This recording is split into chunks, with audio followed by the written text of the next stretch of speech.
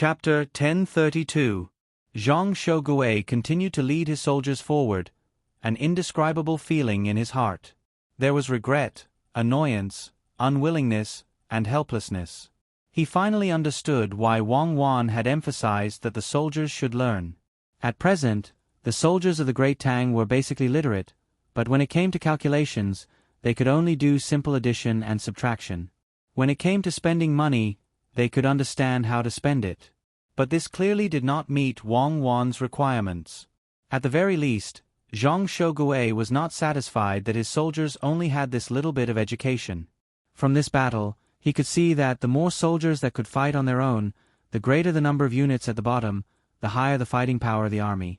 Zhang Shouguei, who had not encountered any resistance for the time being, looked at the model and thought to himself, just what level do I have to reach to meet Wang Wan's requirements? Li Longji was also asking Zhang Xiaobao. He was in Zhang Xiaobao's room. Zhang Xiaobao had withdrawn back to Highland 737, so he didn't have many soldiers left. In total, he had just over 4,000 soldiers, including his personal guards. But he felt that it was worth it. If he added in the 2 brigades that had attacked, how many soldiers would he have left? 8,000 was already enough. Using around 17,000 soldiers, he had managed to destroy more than 10,000 of the enemy's soldiers. The enemy was the vanguard, so they had a large supply of provisions and ammunition. Moreover, the price his side had to pay was the logistics, not the main force.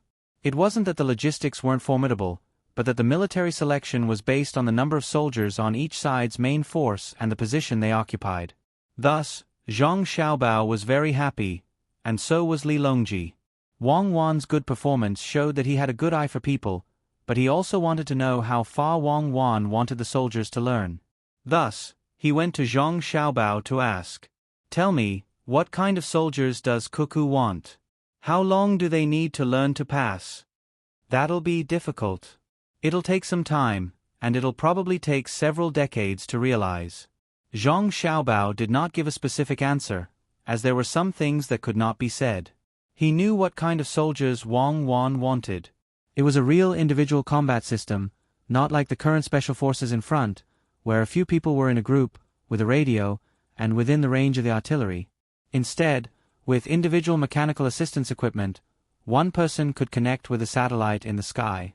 Under the situation of interference, they could launch a strong electron beam and call for the launch of their own missiles. When they were within the range of their own electron control, they could manually guide the landing point of the missile. There were a lot of things to learn. Other than shooting, there was also the simple maintenance of one's own auxiliary machinery, electronic equipment malfunction detection, data encryption, concealment, and concealment. One also had to strengthen the psychological training. No matter how good the equipment was, there would be times when there would be problems. For example, if an electromagnetic bomb exploded in the sky, all the electronic equipment in the area would be burned out. Then, as a qualified warrior, he had to determine his own position without any assistance and stay there for a long time. At critical moments, everyone was the commander on the battlefield. With the current education system and technology, even if something was suddenly made, how many people would be able to use it? Li Longji didn't understand, so he asked again, "Why is it difficult?" "Because what Cuckoo wants is to be able to complete the tactical plan as soon as the map is brought over. When the 3 of them randomly meet, they can immediately launch a 3-point cross-attack. When they encounter turbulence, they can make their own swimming tools and give them a glider, and they can immediately find a place to take off. With a hot air balloon, they won't make any mistakes while flying. They can adapt to any terrain, be familiar with all weather conditions, be proficient in at least 4 languages, be able to calculate the basic elements of the ballistic trajectory, use the radio to send out messages, and at the same time, intercept the enemy's information, and so on." Zhang Xiaobao gave some examples. Li Longji and Wei Wei opened their mouths and waited for Zhang Xiaobao to finish. They looked at Zhang Xiaobao and asked, "Xiaobao, are you talking about people?" "Cuckoo can do it. I'm a little worse than her. After all, there are specializations in each field. If I were to team up with her, the effect would be better." Zhang Xiaobao spoke the truth. If he didn't have this ability, he would have been captured long ago. Li Longji couldn't say anything now. He looked at the sand table and muttered to himself, Zhang Shogui, it's not easy. After scheming and scheming, in the end, he still fell for it because of his personality. If I were him, I would fight it out with all of you. I definitely wouldn't have charged into Mount Huangshan. Not only is that a death trap for him, it's also an ambush for the Central Army. A large amount of supplies have been lost, including what the soldiers carried. The cannons have also been lost. This is all thanks to the fact that we were fighting the natives and determined that they wouldn't be able to use cannons. If only Cuckoo and Xiao Bao didn't insist on using cold weapons. Your Majesty, please stop muttering. If we had the same equipment, would we have lost so many people?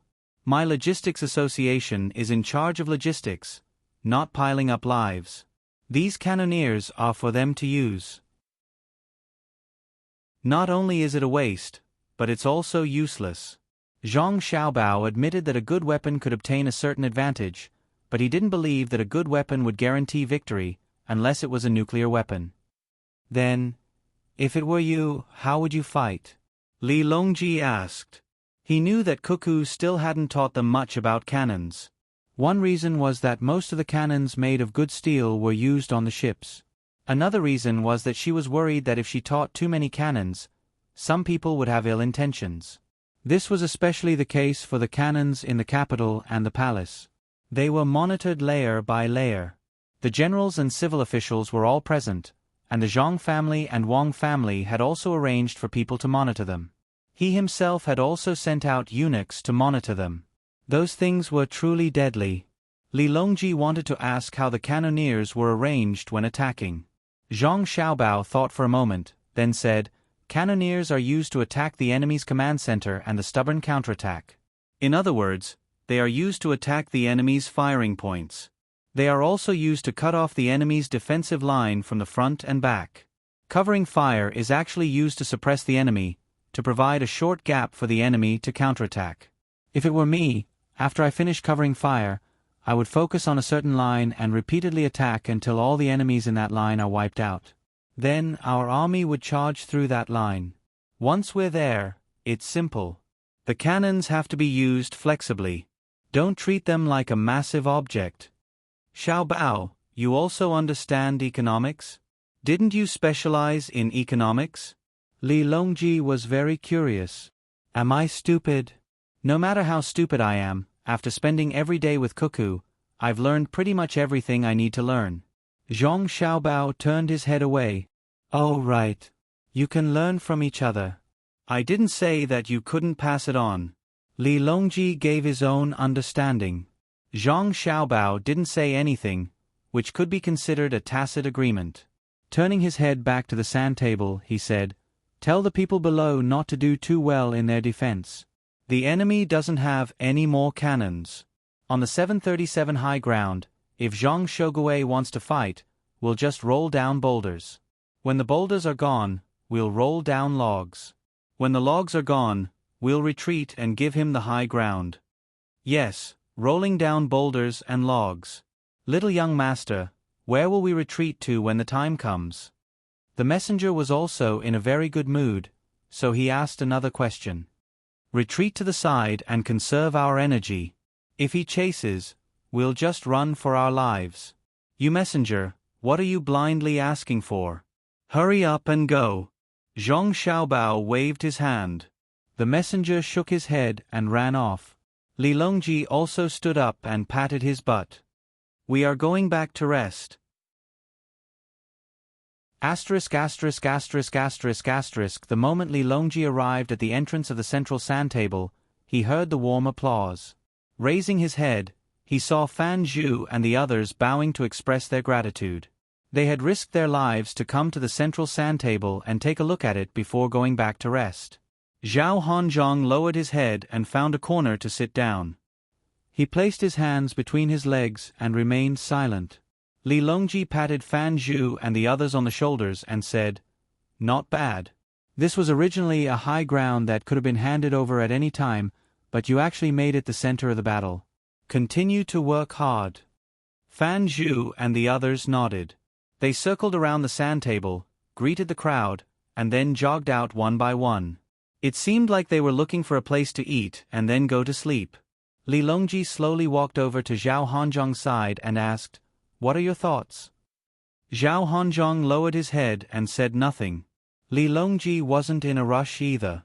After a while, Zhao Hanzhong raised his head and said, "With advanced weapons, what one should learn is control, not risk it. A lone army penetrating deep into enemy territory is a great taboo for a strategist. One must be extremely cautious." Li Longji replied. "The current Great Tang is different from the past. In the past, in order to achieve victory and achieve one's goal, one didn't care about the deaths of a few people. They even had the common people prepare their own weapons and armor. But now, the people of Great Tang are worth money. Cannonballs and bullets are just money. Money can be earned, but where can one find lives?"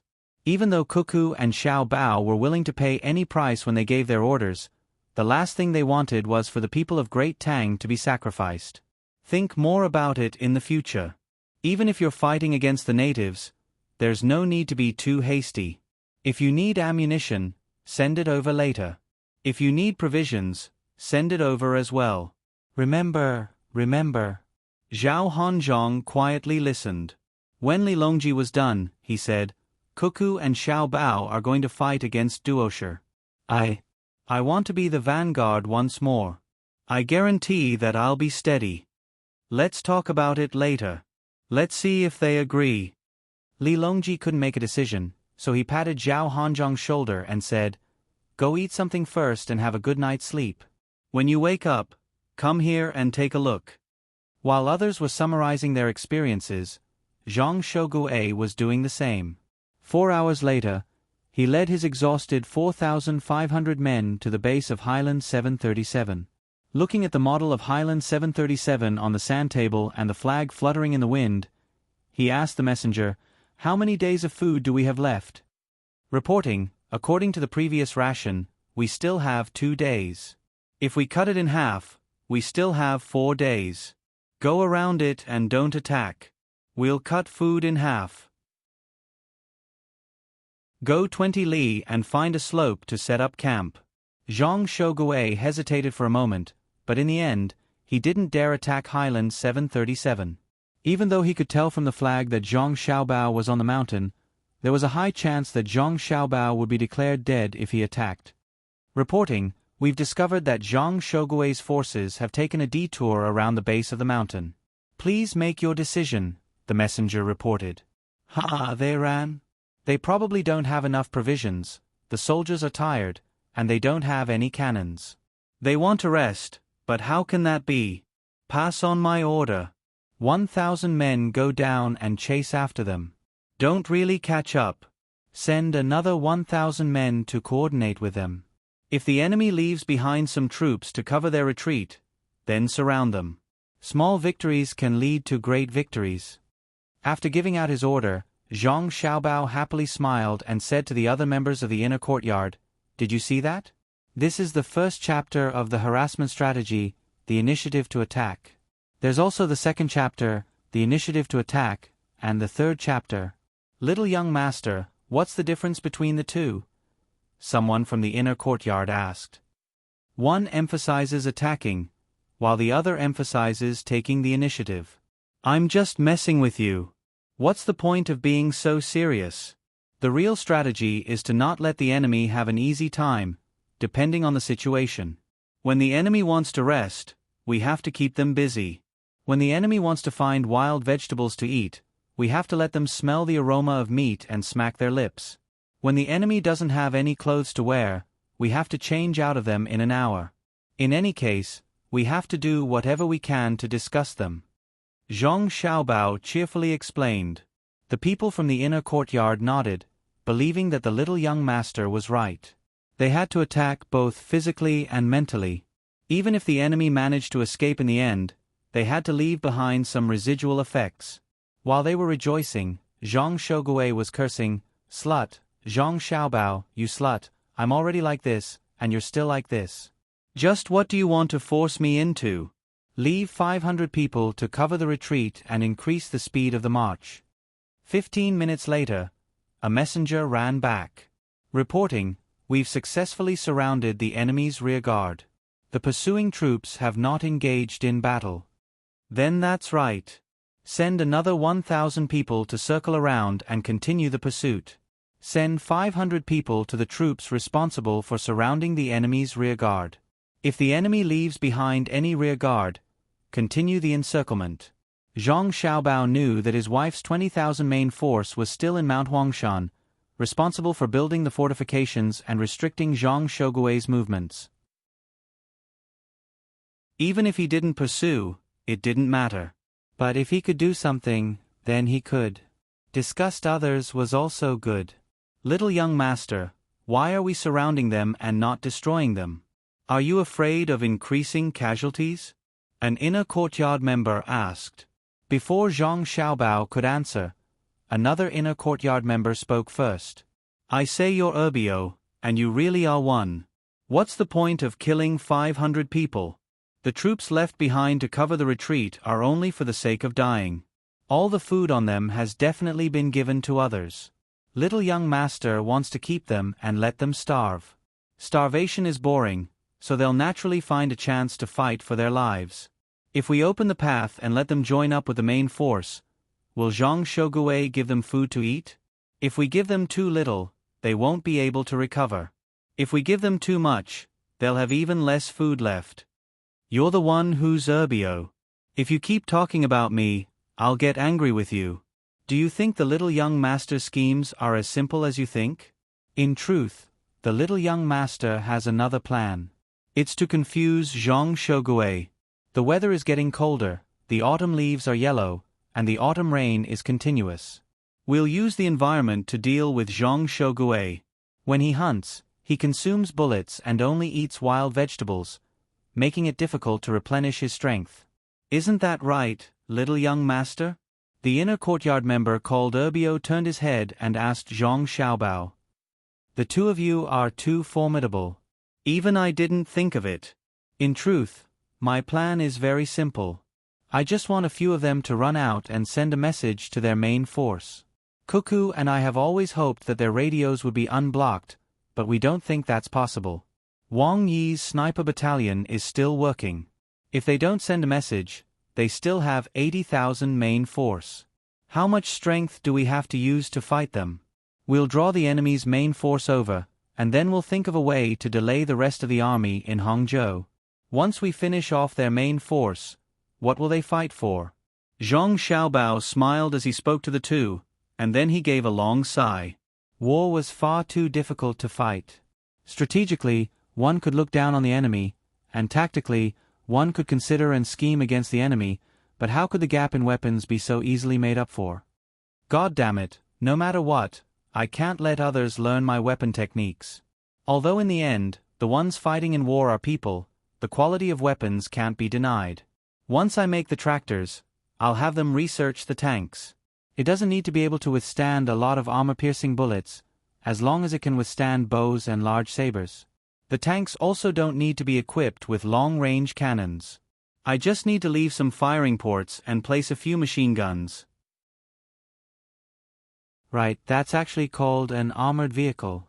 Zhang Xiaobao mumbled, but his voice wasn't soft. Everyone in the inner courtyard heard him, and they were all very excited, anticipating the birth of a good weapon. Zhang Shougui was also excited. To be more precise, he was excited. When a person was forced to a certain extent, they would often become even more spirited. He was currently in such a situation. After dispatching 1,500 people to cover the rear 3 times, he finally led the exhausted troops to a hillside where water flowed through. For the time being, they could be considered to have settled down. Zhang Xiaobao, I'll remember you. In the future, even if you invite me to a meal, I won't go. We're comrades, so why are you forcing me? Unless you're cooking your own seafood, the abalones have to be 4 heads long, the sea jellyfish have to be next year, and the oysters have to be wild. I really won't eat. I won't give you face, but I'll do as I say. Zhang Shougui was also given a piece of corn. It was roasted, and he plucked the kernels one by one, tossed them into his mouth, and chewed with all his might, not even stopping him from speaking. The other generals in the room also became dissatisfied with Zhang Xiaobao. Look at you, Zhang Xiaobao, you're tormenting our General Zhang to the point of insanity. In the end, the great Tang General Yang Xishuan was able to determine the situation of the vanguard. When a portion of the Central Army was still in Hangzhou and had not come ashore, they received a report. The contents of the report showed that a radio relay station had lost contact with all the other troops. The main vanguard force had rushed to the front line of Mount Huangshan. The last news the other portion received was that a brigade had been crippled by the enemy and was surrounded. Emergency, outside my relay station, more than 100 enemy troops have appeared and are searching for us. My station will fight with our lives on the line. This was the last news they received. When they sent a message to the relay station, there was no reply. After Yang Xishuan received this news, he closed his eyes and thought for a full hour. Just when everyone thought he had fallen asleep, he opened his eyes and sent a report to the other generals, calling for an impromptu meeting. All the generals, except for the vanguard general, left the room together after half a day of meeting and gathered outside the door of the central sand table. Li Longji had just woken up, taken a bath, and gotten a massage. He was in the middle of burning incense in a corner of the central sand table when he saw a group of people appear at the door. He stood up in surprise and asked, "Esteemed guests, this is?" Yang Xishuan took a step forward and said, "Your Majesty, we were not prepared enough and hastily accepted the challenge. We request a ceasefire and seal the sand table. Once we have thought things through, we will begin again. I hope that Xiao Bao and Cuckoo will agree." Seal the sand table? Then Cuckoo's military examination? This was the first question that came to Li Longji's mind. Just like Vanguard Zhang Shogui admits that he is in a difficult situation, we also admit that Cuckoo is fully deserving of being the champion of the military examination. Yang Xishuan did not ask for the specifics, but the meaning of his words was clear. Even if the sand table was sealed, his group of generals would not discuss the battle on the sand table. "Oh, that's fine too. Call Zhang Shogui over and ask him." Haha. When Li Longji thought of Zhang Shogui's current situation, he couldn't help but laugh. Zhang Shogui was called over. After hearing the words of the generals, he lightly nodded his head with an extremely unsightly expression. His voice trembling, he said, "I am the vanguard, the vanguard. I am currently. Fine, I agree that Cuckoo is the champion, and Xiao Bao is the champion. Whoever disagrees can take my position and continue the battle."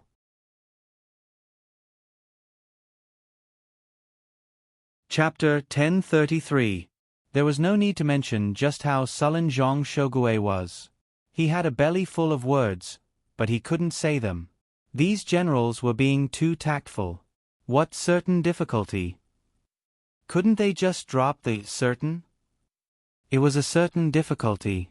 Anyone who went up would know that those who entered the Yellow Mountain region were almost tormented to death by Zhang Xiaobao. When they hunted or got food to eat, he would launch sneak attacks. Most hateful of all was that when Zhang Xiaobao caught prey, he would not immediately snatch it away.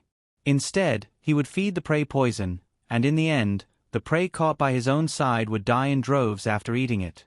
Difficult, truly difficult. Even surviving was difficult. "Li Shi, you come, ha ha ha." Seeing Zhang Shogui's expression, Li Longji clutched his stomach and hid to the side. Gao Li Shi also knew how the battle was going. He wanted to find a place to laugh, but he had no choice but to accompany Li Longji. When he was called over, he used his hand to twist his leg and limped over. The expression on his face was as rich as one could imagine. "Gentlemen, generals, it has been many days since we last met. It seems that all of you are still as cheerful as ever. Let's cut to the chase. Since all of you want to seal the deal, we should first ask Xiao Bao and Cuckoo if we agree." None of them spoke, not because they didn't want to give Gao Li Shi face, but because they didn't know what to say. "Since all my colleagues have tacitly agreed, come. Call over Xiao Bao and Cuckoo." Zhang Xiaobao was happily playing around in his room. When it came to setting up formations in battle, he wasn't too bad. After spending so many years with Wang Wan, even a fool would have learned a few things by now. But he loved to use them in this situation. Be it the battle of sparrow harassment, the battle of underground tunnels, the battle of throwing poison, the classic battle of using numbers to win, or the battle of bullying the weak, he used them all. He used them all in a nimble and versatile manner, reaching perfection in his execution. Look, the two sides clearly have about the same number of people, but Zhang Shouguwei doesn't dare to fight a fair battle with me. He always likes to play dirty. Is there anyone who does this? Is there? Zhang Xiaobao personally went to the front line and ordered his men to place the wild animals on a tree. They picked up the dry branches and skewered the wild animals for barbecue. The smoke and smell obviously drifted downwards, but the other party did not react at all. The several inner court students in the room were speechless. Did you see it this morning? I had 200 men annihilate 10 of their men who went to fetch water from the river. This is called a textbook battle of using superior numbers to attack the enemy's weak point. In the future, we will have to vigorously publicize this. Everyone should learn from this. Zhang Xiaobao continued to speak. In the inner courtyard, his face was already red. This was because 200 people had fought against 10 people, and 15 people had died. Furthermore, it was a sneak attack. When the last 2 people died, they had pressed the grenades under their bodies. That was how the referees judged. If one were to really talk about being in a textbook, it would be the 10 of them. Seeing that no one had any reaction, Zhang Xiaobao blushed and said, "Well, the annihilation battle in the morning wasn't good enough. Can you blame me? Give me a set of hunting tools and enough throwing knives, and I alone can take care of 10 of them. I can't personally command 200 people. If I were to be stunned by a single shot, your logistics commander would be gone. The referees will judge, and we have to hold on. We can't even protest. If we argue with the referees during a competition, wouldn't that be courting death? Little young master, I don't think you're to blame.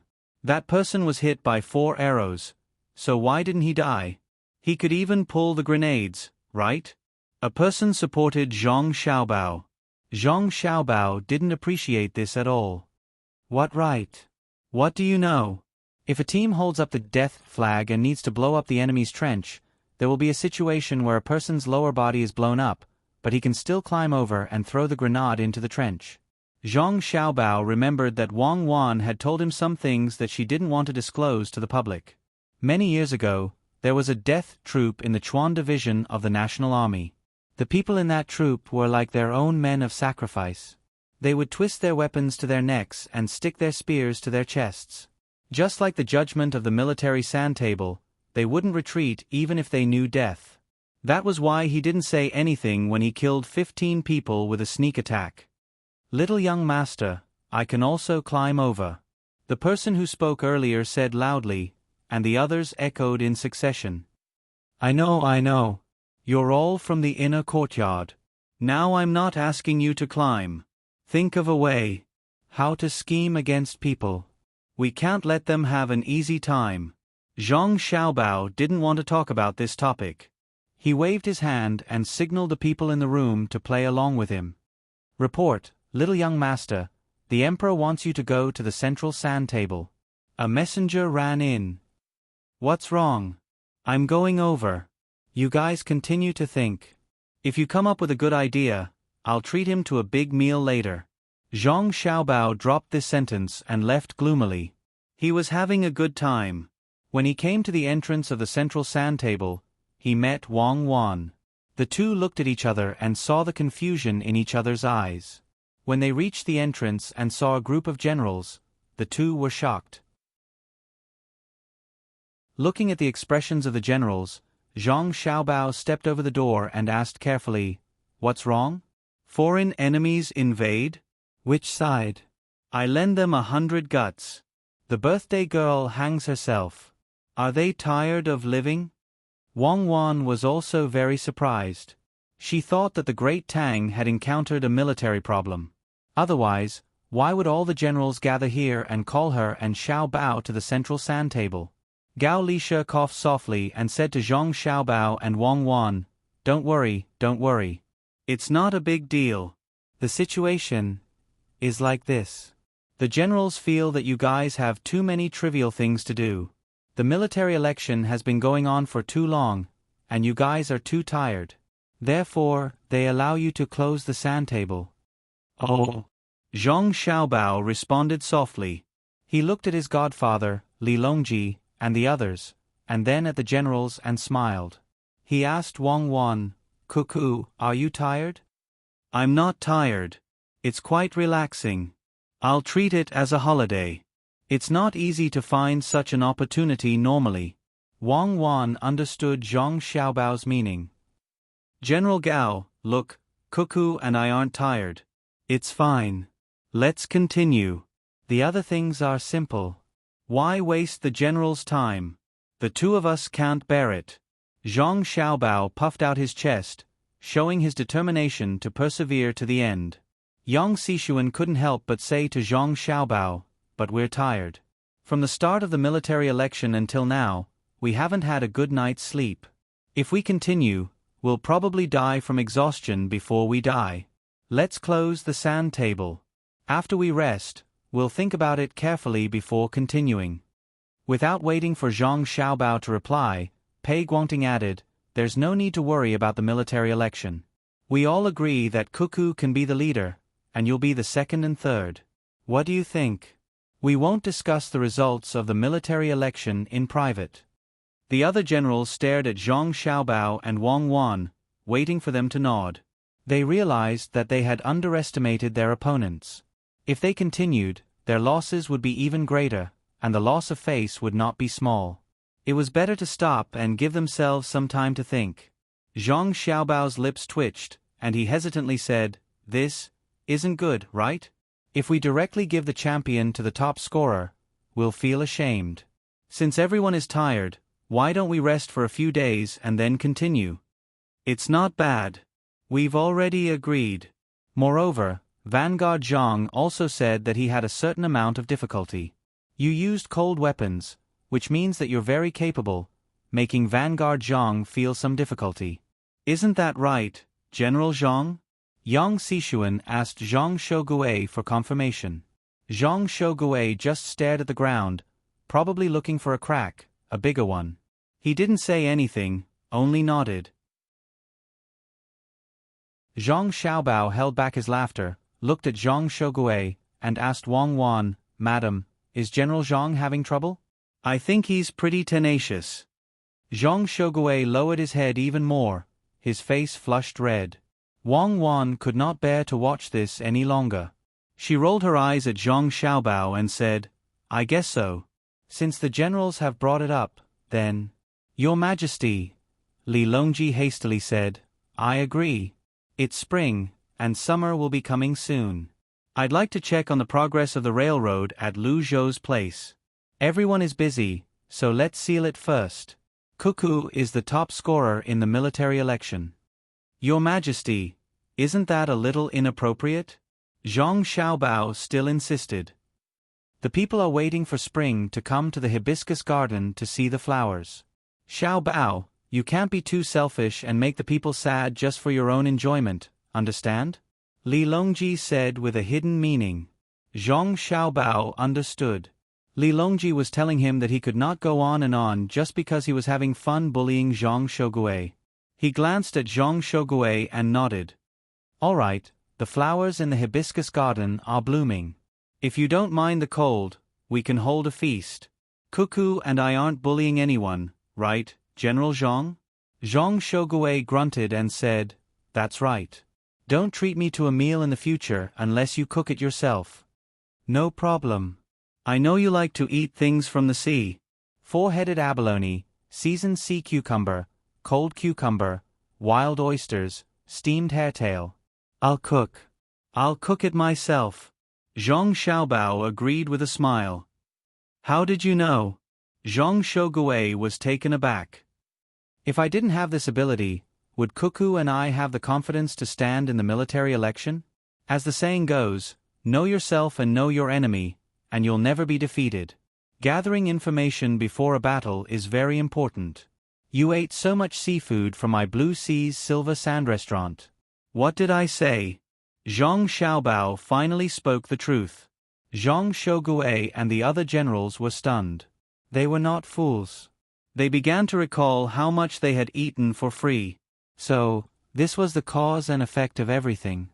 You. Zhang Xiaobao, you're not being honest. Zhang Shogui managed to squeeze out a sentence. It's fine as long as the food and wine are authentic. Later, I'll treat you to Savant's restaurant. Congratulations to my wife for being the top scorer. It's not easy. We'll open the restaurant when you're ready. Zhang Xiaobao and Wei Wei smiled. They did not argue. After all, the winner had to be magnanimous. Li Longji seized the opportunity.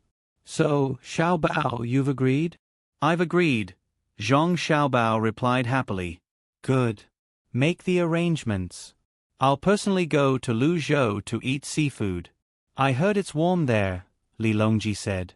Zhang Xiaobao turned to look at Li Longji. Agreed to what? You agreed to let me go to Luzhou to check on the progress of the railroad. I'll have to trouble you along the way, Li Longji said. Zhang Xiaobao seemed troubled. He looked at Wang Wan. Wang Wan shrugged. Zhang Xiaobao had no choice but to settle this himself. Your Majesty, most people are gathering in Jiang province now. The gunships. Your Majesty, that's fine. I agree to let you go to Luzhou. If the others agree, we'll go. We'll take the water route first before we switch to the land route. What do you think? As Zhang Xiaobao spoke, he hesitated for a moment before agreeing to Li Longji's request. The generals, as well as the civil officials, looked at each other, but no one made a sound. The generals supported the idea of the emperor going out for a walk. They were also in charge of protecting him, so they were not opposed to it. Moreover, with Zhang Xiaobao and Wang Wan around, if something really happened, then it would be unsafe no matter where he was. For example, the hibiscus garden, there were 3 layers of protective intelligence. The court had 1, the emperor had 1, and the Zhang family and the Wang family had 1. The civil officials had no reason to object. In the past, they were worried that the emperor would spend too much money on traveling and that the national treasury would be tight. Now, the emperor had his own money and the funds provided by Zhang Xiaobao. When Li Longji saw Zhang Xiaobao agreeing, he was delighted. He said, "Let me think about it. You want to follow Xiaobei and the others to Jiang province?" Zhang Xiaobao nodded. Yes. I'll make a stop in Hangzhou and visit my mother, Cuckoo's mother, and my relatives. Relatives? That's good as well.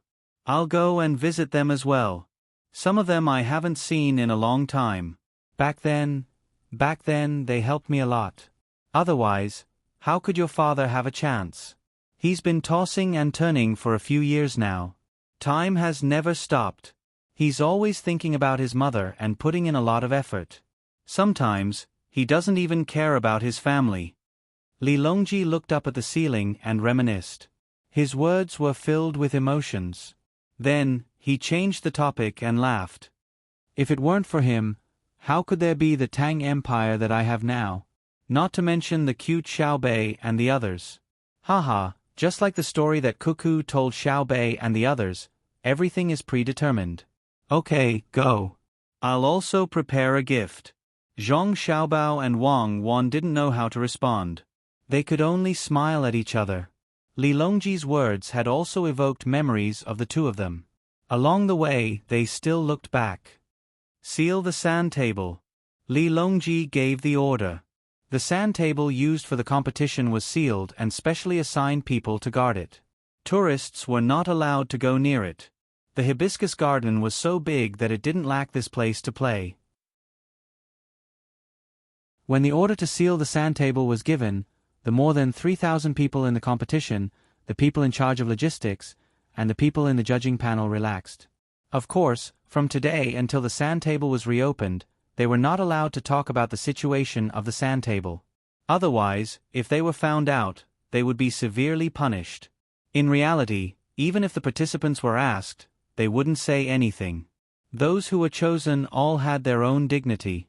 Many of the people of the Great Tang now had this spirit. They disdained to play tricks in a fair competition in the country. Everyone left one after another. Some went home to meet with their families and then sleep. Some went to find food, some went to bathe, and some went on dates. More and more people were leaving. The commoners who occasionally passed by outside saw this. When they saw a large group of people leaving, the first thing they thought was that the martial arts examination had ended. Immediately, the commoners were divided into two groups, those who reported and those who waited. Those who waited immediately ran over and asked those who came out, "How was it? How was it? Who won?" That was the case. Those who were asked didn't dare to put on airs and deliberately kept it a mystery. This was because they understood that even if the emperor was asked, he would also tell the commoners. Thus, they all smiled and nodded, giving the commoners the most satisfactory answer. The generals proposed to seal the sand table and admit that Wang Wan won first place in the martial arts examination and Zhang Xiaobao won second. The people who asked were indeed satisfied. They cheered and squeezed out, as if they wanted to tell this news to the entire world. "Xiaobao, look, the commoners support you," Li Longji said to Zhang Xiaobao as he listened to the sound of firecrackers. "They don't just support Cuckoo. They want to further solidify the image of the war god in their hearts. As long as the image of the war god Cuckoo doesn't collapse and they don't lose, the commoners of the Great Tang will feel that their lives are very stable. Today, when they hear that Wang Wan has failed and can't become the top scorer, their first thought is that the person who answered is lying. They don't want to admit that the protector in their hearts has disappeared. Thus, Cuckoo is under a lot of pressure. After defeating Duoshe, she shouldn't personally lead the army. Defeating Duoshe is to solidify her image.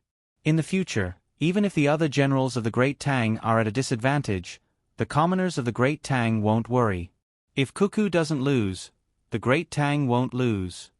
Zhang Xiaobao analyzed the thoughts of the commoners. Li Longji understood immediately. The symbolic meaning is greater than the actual meaning. According to this, you have to make perfect preparations before going to war. You can't lose. If you really can't, you have to first gain a little advantage and then stop to defend. In the Great Tang, you have to announce that you won and Cuckoo's image must be maintained. Zhang Xiaobao chuckled. Li Longji knew quite a lot and knew how to lie. However, Wang Wan frowned and said, "Don't build me up. What should be built is the army of the Great Tang. After a few victories, we have to give the commoners the impression that as long as the Great Tang army is mobilized, there will be no defeat and no defeat." The crowd walked out. Those who wanted to enter the hibiscus garden after the military selection were not in a hurry. They all stood by the roadside and watched. There were also those who had just received the news and rushed over. There were even some who ran over to send the news. Most of them were businessmen. They had business partners in various places and were promptly notified. The news was spread to all parts of the Great Tang at the fastest speed. It was much more important than Zhang Xiaobao being the top scorer. Survival instincts and safety were the first priority. After that, it was the pursuit of other aspects, such as prices, product types, and so on. There were many people, but they were orderly. They all stood by the sides of the road and no one stepped forward. If anyone wanted to, the people beside them would not allow it. They were afraid that there would be spies who would harm Zhang Xiaobao and Cuckoo. Thus, other than trusting themselves, they even looked at their neighbors with suspicion. The weather today was not bad. There was no wind and there was plenty of sunlight. After the spring rain, it was getting warmer day by day. Wearing 2 layers of clothes, it was not cold to stand outside. Seeing that the road was narrow, Li Longji did not take a carriage. Instead, he called Zhang Xiaobao and Wang Wan and slowly walked in the direction of the royal palace. At this speed, it would take at least 2 hours. As they walked, they could hear the sounds of firecrackers and cheers. Occasionally, they could hear the shop assistants shouting, "What's free today?" This can be considered a kind of glory, right? It feels like there are singers, movie stars, and even sports stars. It's very lively. Cuckoo, don't you feel proud to be able to stand shoulder to shoulder with those stars? Zhang Xiaobao looked at the lively scene and said, "You can't speak blindly. How can I compare to them? Others have fainted while surrounding them, but I'm far from it. Everyone is standing properly, and no one is trying to get close to them. That's not enthusiastic enough. Wang Wan was in a good mood, so she also teased along with Zhang Xiaobao. Li Longji did not care about this. He nudged Zhang Xiaobao and asked, "Xiaobao, when are we leaving? The construction of the railway can't be delayed." "How about tomorrow? Let me prepare for a day," Zhang Xiaobao said.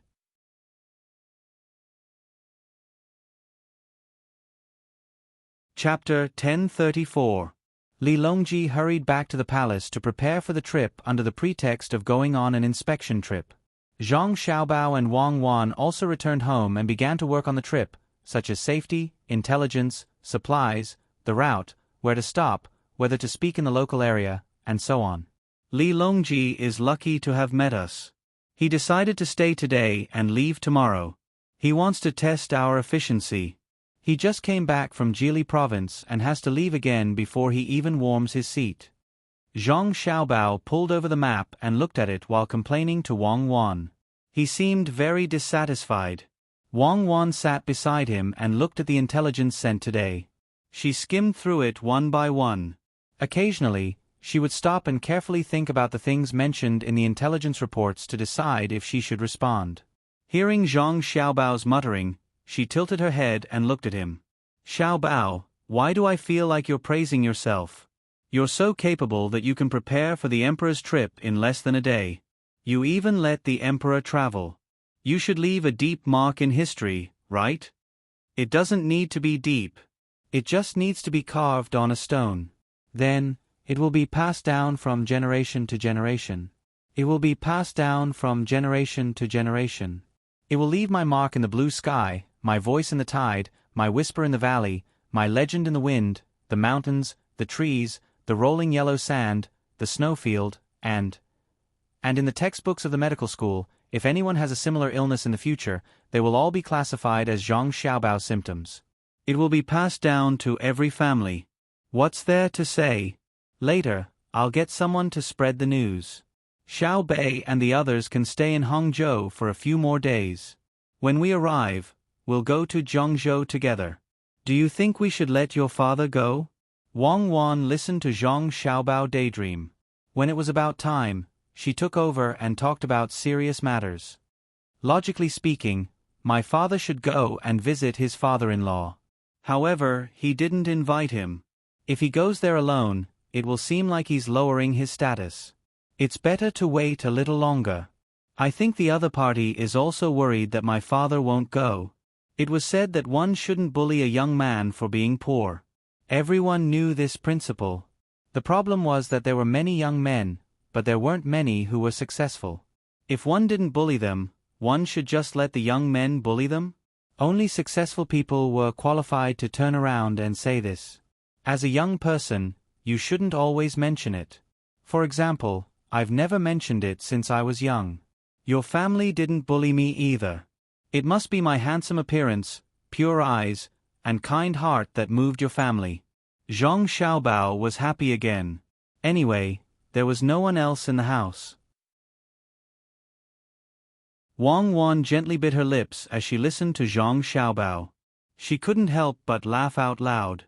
He reached out and pushed Zhang Xiaobao away. "Get away from me. Disgusting. If your family didn't have the same zhuangzi as mine, if your mother didn't have a different background, and if your father didn't study hard for the imperial examinations, why would my family like you? I'm the only one who can treat you better. Seeing that you're pitiful, I'll give you a bowl of porridge and a piece of candy. I'll also give you a set of clothes that my family has worn before. You can go back and change them. It'll be enough for you to be happy for a year. I don't need a set of clothes. If that's the case, even if you give me a few bundles of straw, I'll be grateful to your family for the rest of my life. If there's a chance to make a fortune in the future, I'll take the initiative to bring you to your family. I'm a person who knows how to repay kindness. Unfortunately, I thought you would run away with Liang Shanbua like the Zhu Yingtai in the story." While Zhang Xiaobao was talking, he picked up the pen and drew the route on the map. It was done. Wang Wan closed the letter, blinked her eyes, and smiled. She said, "I believe you." "All right, you're different from others. You're not afraid of being an orphan. It seems that my choice was right. I didn't agree to be with you at that time. If I didn't watch you, who knows what would happen to the Tang Empire when you went crazy. Well, I'll allow you to shout, don't bully a poor young man. Even if you're Liang Shanbua, you're much better than the one in the story. Well, look at this Iluo. Rest early today. After giving the information on Iluo to Zhang Xiaobao, Wang Wan took a spool beside her and began to embroider. Zhang Xiaobao saw that Wang Wan began to embroider. He opened the letter helplessly. What do you think is there to see? Our intelligence personnel have already dealt with it. Just turn a page and we don't need to do anything. For example, on this page, it says, Allah. What a familiar name. Who is he? Do you have any impression of him? Allah, the Allah of the sect of Islam. Wang Wan said without raising her head. Yes, he's the leader of the sect of Islam. But why is he in Zhangzhou? Cuckoo, stop embroidering. They are preaching there. We haven't fought yet. They came here first. I was wondering why there was something strange there. Zhang Xiaobao shook the information in his hand. His eyes were wide open, and he couldn't believe it. Wang Wan was also stunned. She stopped what she was doing and thought carefully. Then she said, in fact, it has been there for a long time. I've read the introduction before. Didn't they start preaching in Guangzhou? Did they enter the Yangtze River along the sea? You mean they want to do something bad? Take the initiative to attack? Zhang Xiaobao held his chin in his hand and frowned. He thought hard and muttered, is there a direct connection? The information is simple, but if the impact is not big, why did my trading group take action to balance the situation? Wang Wan handed the information over. Zhang Xiaobao picked it up and looked at it. He smacked his lips and said, it's very normal. Why should I limit the price of seafood? Seafood is rich in nutrients. The people in the interior of the Tang Empire can't eat it. Since the Tang Empire needs it, we don't impose additional tariffs. Yes, the real mistake is the people in the Jiangzhou fishery industry. They are waiting for my family to take action to balance the situation. Can't they think of a way to further improve the situation? Don't they know how to build a brand? Don't they organize the sales department to open new markets? Oh, according to you, pitiful people must have something hateful? Do you think it's all because of you? They have just been hit and haven't had time to react. What I'm asking is why you don't collect export taxes from the Japanese. Wang Wan was not in the mood to embroider anymore. She put the brackets back. Zhang Xiaobao understood what Wang Wan meant. If the Tang Empire's merchants did not collect export taxes from the Japanese, they would have to sell their products at a lower price than the Japanese. Otherwise, it would encourage more Japanese to buy their products and sell them back. At that time, they would still have to collect export taxes. Although it would affect a large number of Japanese merchants, it would also form the psychological habit of the Japanese of fixing the price of certain products. It would be difficult for the Tang Empire's merchants to sell their products at a higher price. The main reason was that they could not afford to wait so long to slowly wear down the Japanese. But Zhang Xiaobao felt wronged. How can I not collect them? I have collected all the key products. In order to show fairness, I even collected export taxes from the Tang Empire's merchants. But I have an export tax rebate for the Tang Empire's merchants. Of course, the Japanese need our products urgently. If they can buy it with their money, they will be very happy. It's impossible for them to collect tariffs from us. Otherwise, I would have to consider whether to give them subsidies. So, I feel that the products that the Japanese bought are not within the scope of the products that I set. In that case, the Japanese are very smart. They can find new things and make money. As he spoke, Zhang Xiaobao patted his forehead. It was really impossible to guard against. Wang Wan laughed again. The Japanese are smart to begin with, and they're extraordinarily smart. It's impossible for the intelligence agency at home to report in too much detail. Why didn't they say what the Japanese bought and let someone investigate it alone? After the investigation, you can think of a way to deal with it. Investigate. Zhang Xiaobao spat out a word. The information was quickly reported back. There was no need to report to the Jiangnan West Road. The information that was handed to Zhang Xiaobao and Wang Wan had been screened by the intelligence personnel in Beijing and could be sent back immediately. Wow, this works. Zhang Xiaobao saw the information about the products that the Japanese bought and gave a thumbs up. Awesome. We have to deal with the Japanese as soon as possible. If we let them slow down, they might not be easy to deal with. Let me see. What did they buy? Wang Wan snatched the information. When she saw it, she was stunned at first, and then nodded in admiration. They are so smart.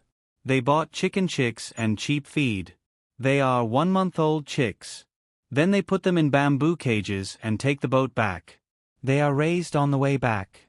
When they arrive in Japan, they are more than 2 months old, 3 months old.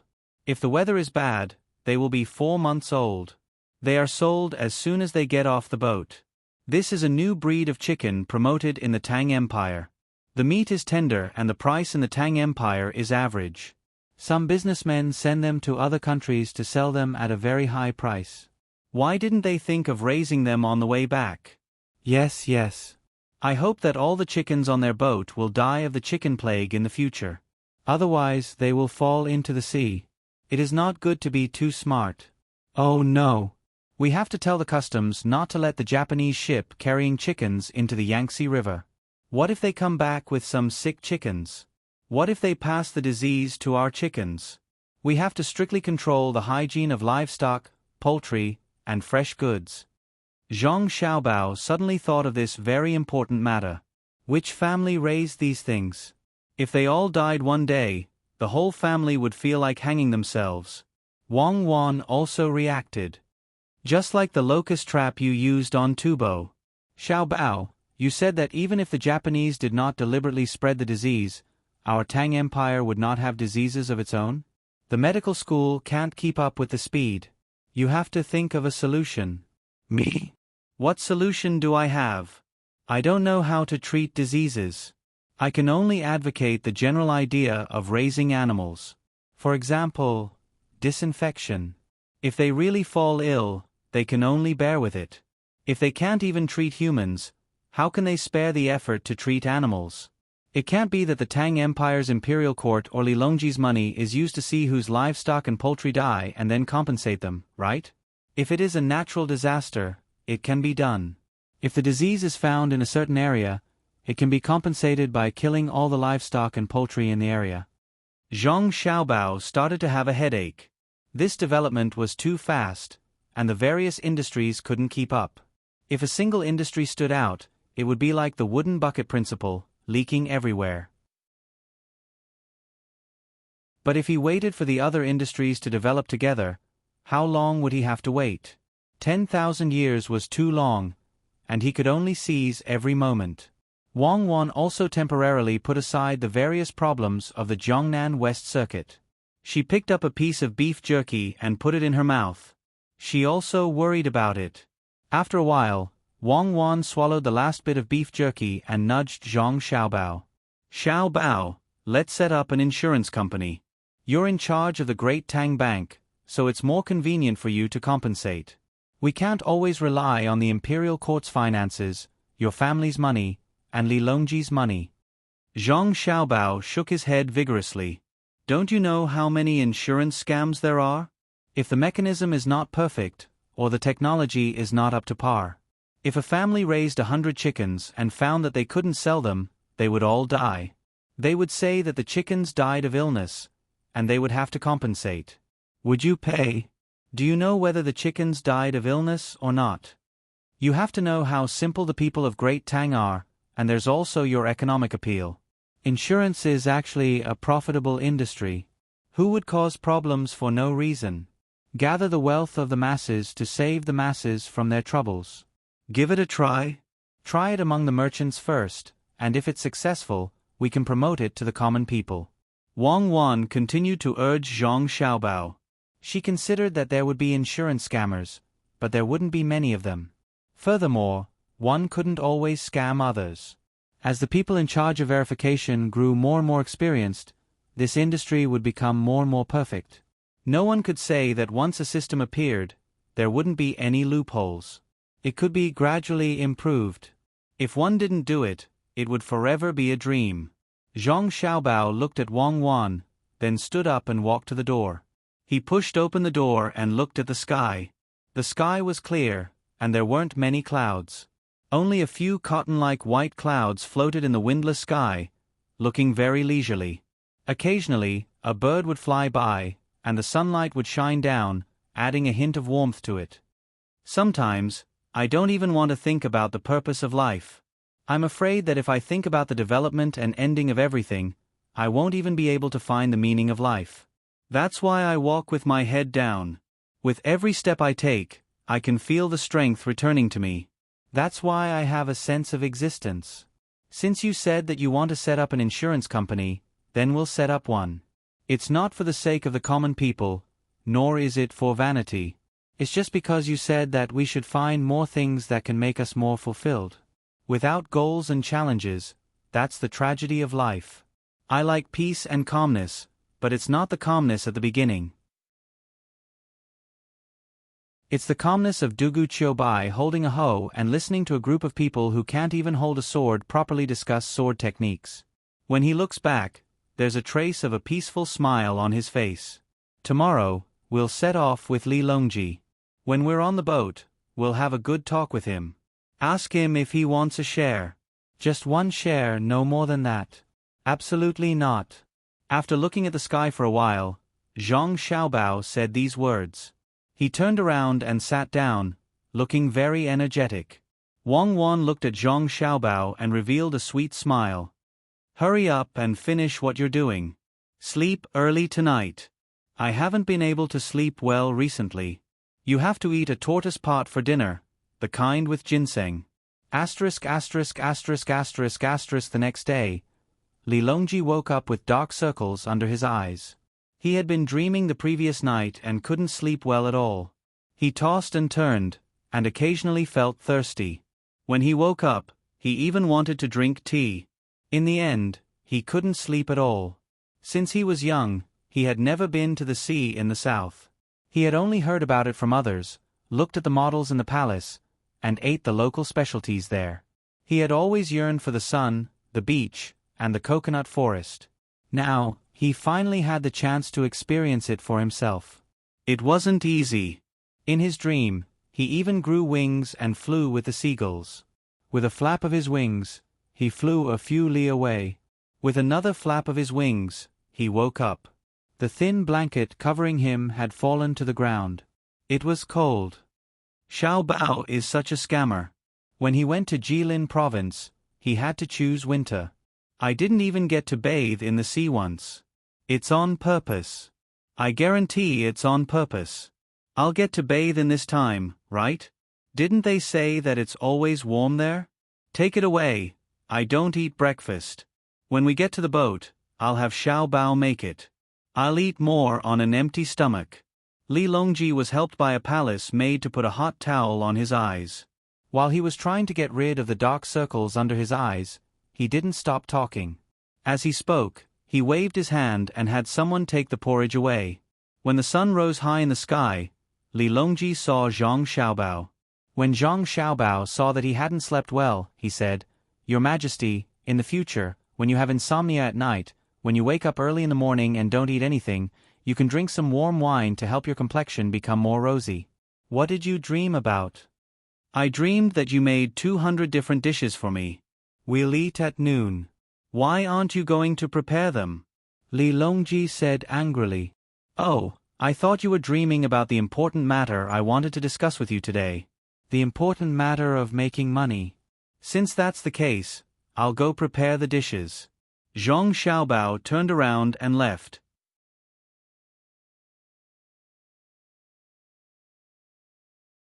Chapter 1035. Xiaobao, hold on. There's no hurry to cook. It's good for the body to be hungry once in a while. Come closer to me. Xiaobao, I'm not praising you on purpose, but you're really efficient. I thought it would be good enough if we could get on the boat in the afternoon, but who would have thought that you were already prepared? When Li Longji heard Zhang Xiaobao say that there was money to be made, his interest was piqued. He called out to Zhang Xiaobao and waved his hand. Money was a good thing, but it could not be casually printed and distributed. He could only follow the rules of the game to earn money. What do you mean I'm ready? We'll make do and gather in Luoyang. You should get on the boat first and take a nap to recover your energy.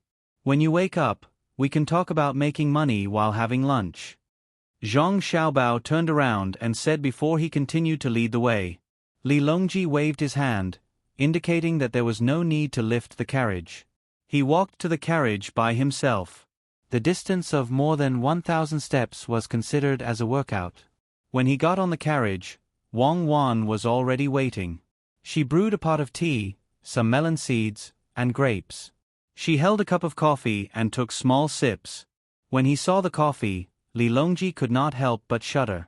He hated the taste. He thought that only Wang Wan would treat this black stuff as a treasure. She had the merchants from the west find it and plant it in Luzhou, waiting for it to grow. Every time a merchant brought it to trade, she was reluctant to sell it. He could not see how it was precious. There was a musty smell. When he drank it, it tasted like coptis. It was far better than tea leaves. When Wang Wan saw Li Longji looking at her, she quickly protected the cup of coffee as though she was afraid that someone would snatch it away. In her opinion, coffee and tea were no different. They were both bitter and aftertaste. Your Majesty, why don't you take a nap? Zhang Xiaobao picked up a boiled broad bean and suggested to Li Longji. When he saw his godfather looking over, he pushed the plate of broad beans to him. His godfather liked to eat broad beans. Let's talk about something else. Otherwise, I won't be able to sleep well. Li Longji yawned. He picked up the teacup and smelled the tea. He felt much more energetic. Wu Huifei, who was sitting on the side, stopped talking to Empress Wang in a low voice and began to listen attentively. Zhang Xiaobao didn't touch the teacup.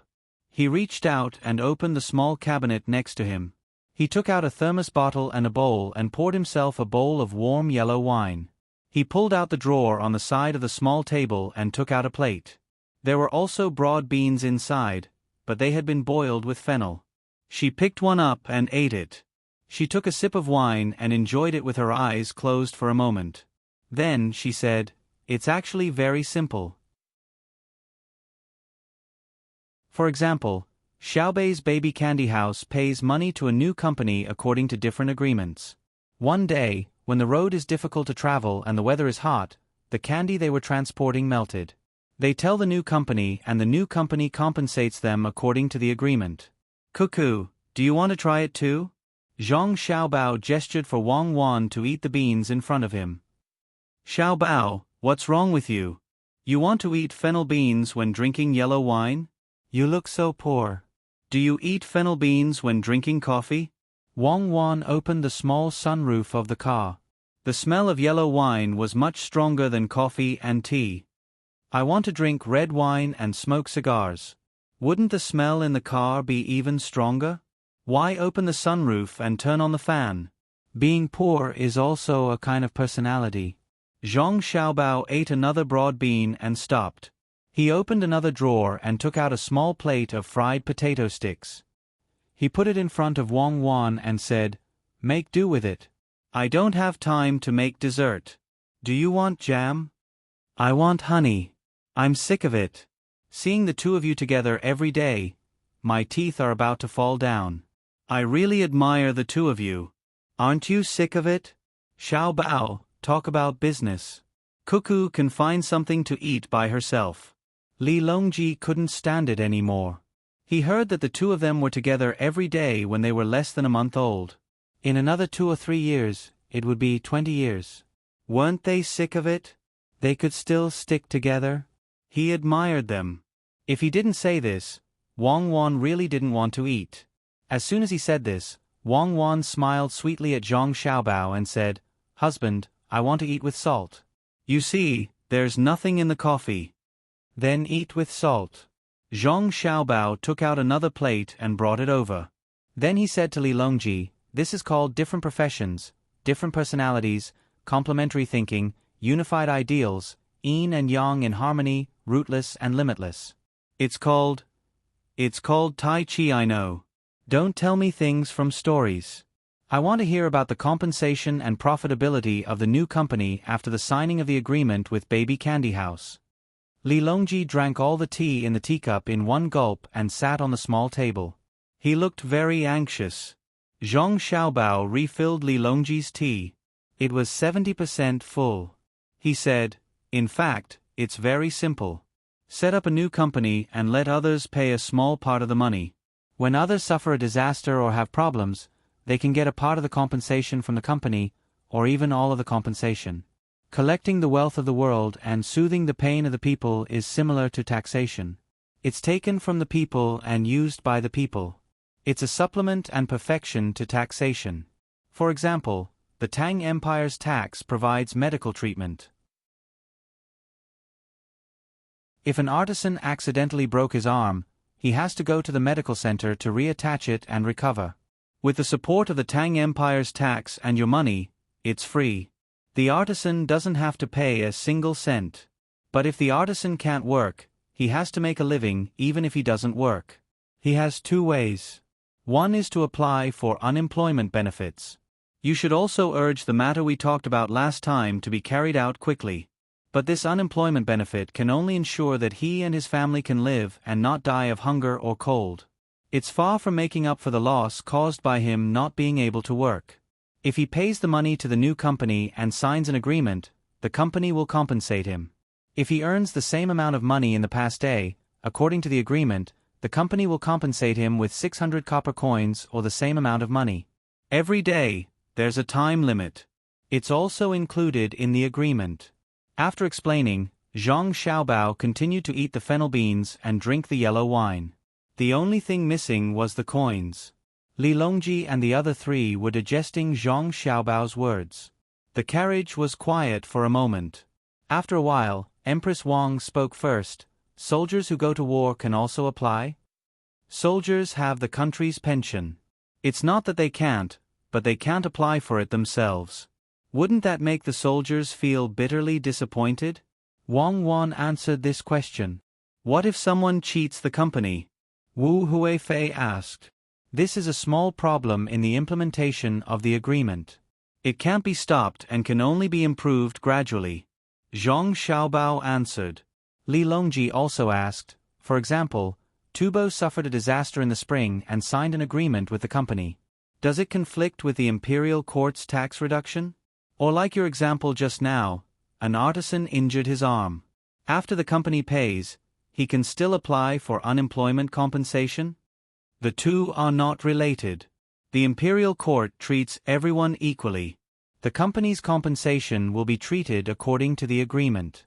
It's like one is commercial and the other is non-commercial. The company collects money and uses it to invest.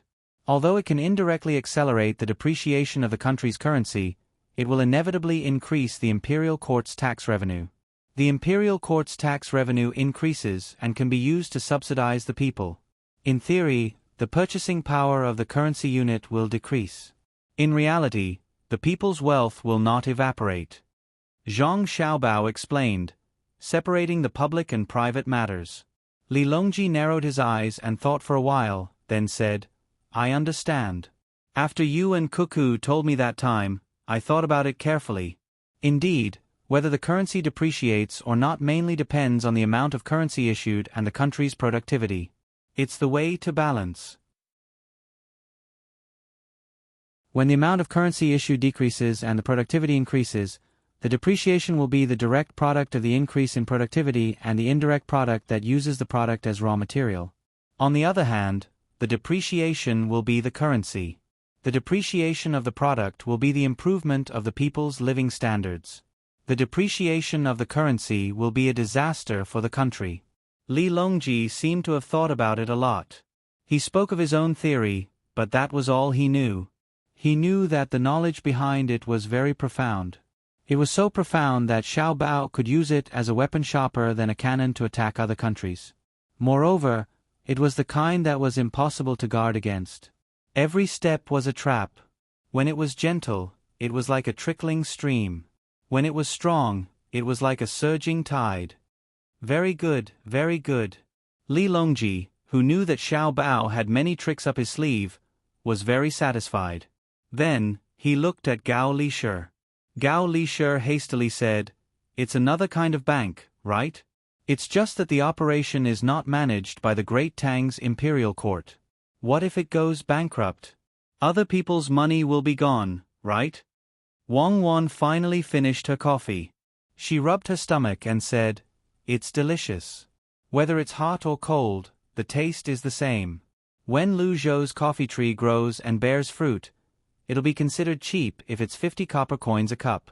When the time comes, we can cooperate with Little Bei's precious candy house. The adults can drink coffee and eat snacks while the children can continue to drink milk and juice. We'll definitely make a lot of money." After praising Lu Zhou, Wang Wan continued Gao Lisher's words, "It can also be managed by the imperial court.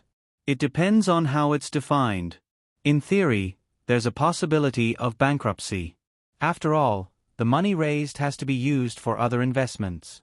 If the currency doesn't circulate, it'll depreciate. However, the losses and profits of investments are purely cash operations that don't involve the industry. That's a zero-sum game. There's a balance of probability and a limit of loss. This new industry that's about to appear can't be completely out of the imperial court's control. Xiao Bao and I will add on the content. As for the system, I'll leave it to Xiao Bao to manage. I believe there won't be a problem. There's no need to worry about bankruptcy." "In that case, I agree. I'm willing to fully invest." Li Longji nodded. "I'll follow and assist." Wu Huifei wanted to participate. "I don't agree. Your Majesty, you can only take 10%. Otherwise, it'll be easy for you to transfer a large amount of money when you need to do other things." "I won't do it. Concubine, we can participate." Zhang Xiaobao objected. Li Longji was stunned for a moment. After pondering for a while, he said, "Let's discuss it again. Let's keep it open first. We can discuss the investment later." "Aya, we're at the river. Xiaobao, why do you think there are fewer boats?" Zhang Xiaobao turned his head and looked out of the window. There were still 2 miles to go. Now, he could only see the boats in the river. Seeing that Li Longji changed the topic and used a delaying tactic, he didn't pursue the matter just now. He said, because a part of it went to help transport supplies and cooperate with the disaster relief in Tibet. The other part was given to Little Bei and the rest. Only when we reach Luoyang can we gather a large enough team. I wonder if Little Bei and the rest had a good time along the way? Let's send a report. I say 1, and you say 1. What's a flower blooming in the water? Little Yuan, it's your turn. What are you looking at? It's just a city wall. What's there to look at? It's only Shuzhou. It's a place that military strategists will fight for. Little Bei and company's boat went with the flow. They opened the sails and sped all the way. They had already reached Shuzhou. If they continued south, they would reach Chuzhou, which was also the area around Suzhou. Little Bei was singing a duet with Little Yuan. When he saw Little Yuan looking elsewhere with his binoculars, he was very displeased. However, Xiao Yuan did not put down his binoculars and continued to watch. He looked at the washing stones that were used to wash clothes and fetch water. When Xiao Bei touched him, he said, "Xiao Bei, which place's custom do you think it is? They like to put children in a wooden basin and then let them float down the river to play by themselves?" Xiao Yuan did not put down his binoculars and continued to watch. "Ah." As Little Bei took Little Yuan's binoculars, he said, "In a story." Then, a monk scooped it up. "Let me see. Where is it? Ah, that woman really put it in the river? Quick, save the child. Those on the shore, capture that woman. She dares to harm people." Little Bei immediately turned nervous. At the washing stones downstream, there really was a woman who had placed the wooden basin containing the child into the water. In such a large river, the wooden basin was like a leaf that could be overturned at any time. As he shouted, Little Bei took off his outer clothes and drew an arc. With a plop, he jumped down. Despite knowing that it was very far away, he still swam over with all his might.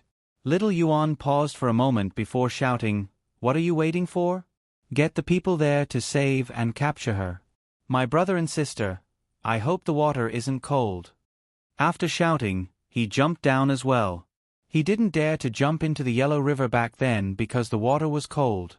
The guards on the boat didn't dare delay. Like dumplings, they jumped down one after another.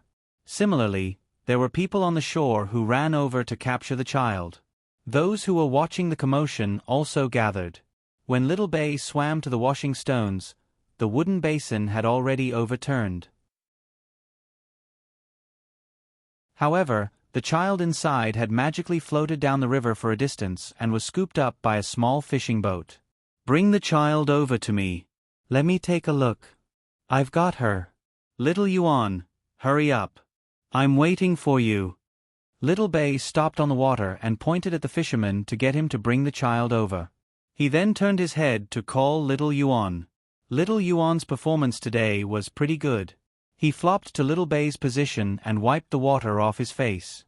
When he looked at the shore, he saw that the woman had already been restrained. Her eyes were swollen from crying like peaches. There were also tear stains on her face. The fisherman didn't know Little Bei's identity, but seeing his ostentation, he didn't dare delay. He rowed the boat and came over. He reached out to grab Little Bei and said, "How pitiful. The girl doesn't have ears. No wonder she was thrown into the river. Sigh, this is a heaven-sent disaster." Little Bei didn't reach out. When he heard the fisherman's words, he thought for a moment before saying angrily, "What heaven-sent disaster? Give me the child. Can't you let me live without ears? I want to ask, what's going on?" The fisherman hesitated for a moment. When he saw that Little Bei's chest was sticking out of the water, he handed the child over. Little Bei stretched out his hands. Little Yuan also came over to help. The two of them carried the child and steadily stepped on the water toward the washing stones. When they stepped on the stones, before Little Bei could ask, the woman wailed, "My child, it's not that I'm heartless. You were born in the wrong place. My child. Why are you crying? You know how to feel heartache, but you still threw him into the water? Shut up. Tell me, how is he born in the wrong place? How can he be born in the wrong place in my Tang Dynasty? I want to see who doesn't want their child to live. Where's the doctor? Come here." Little Bei shouted angrily with his eyes wide open.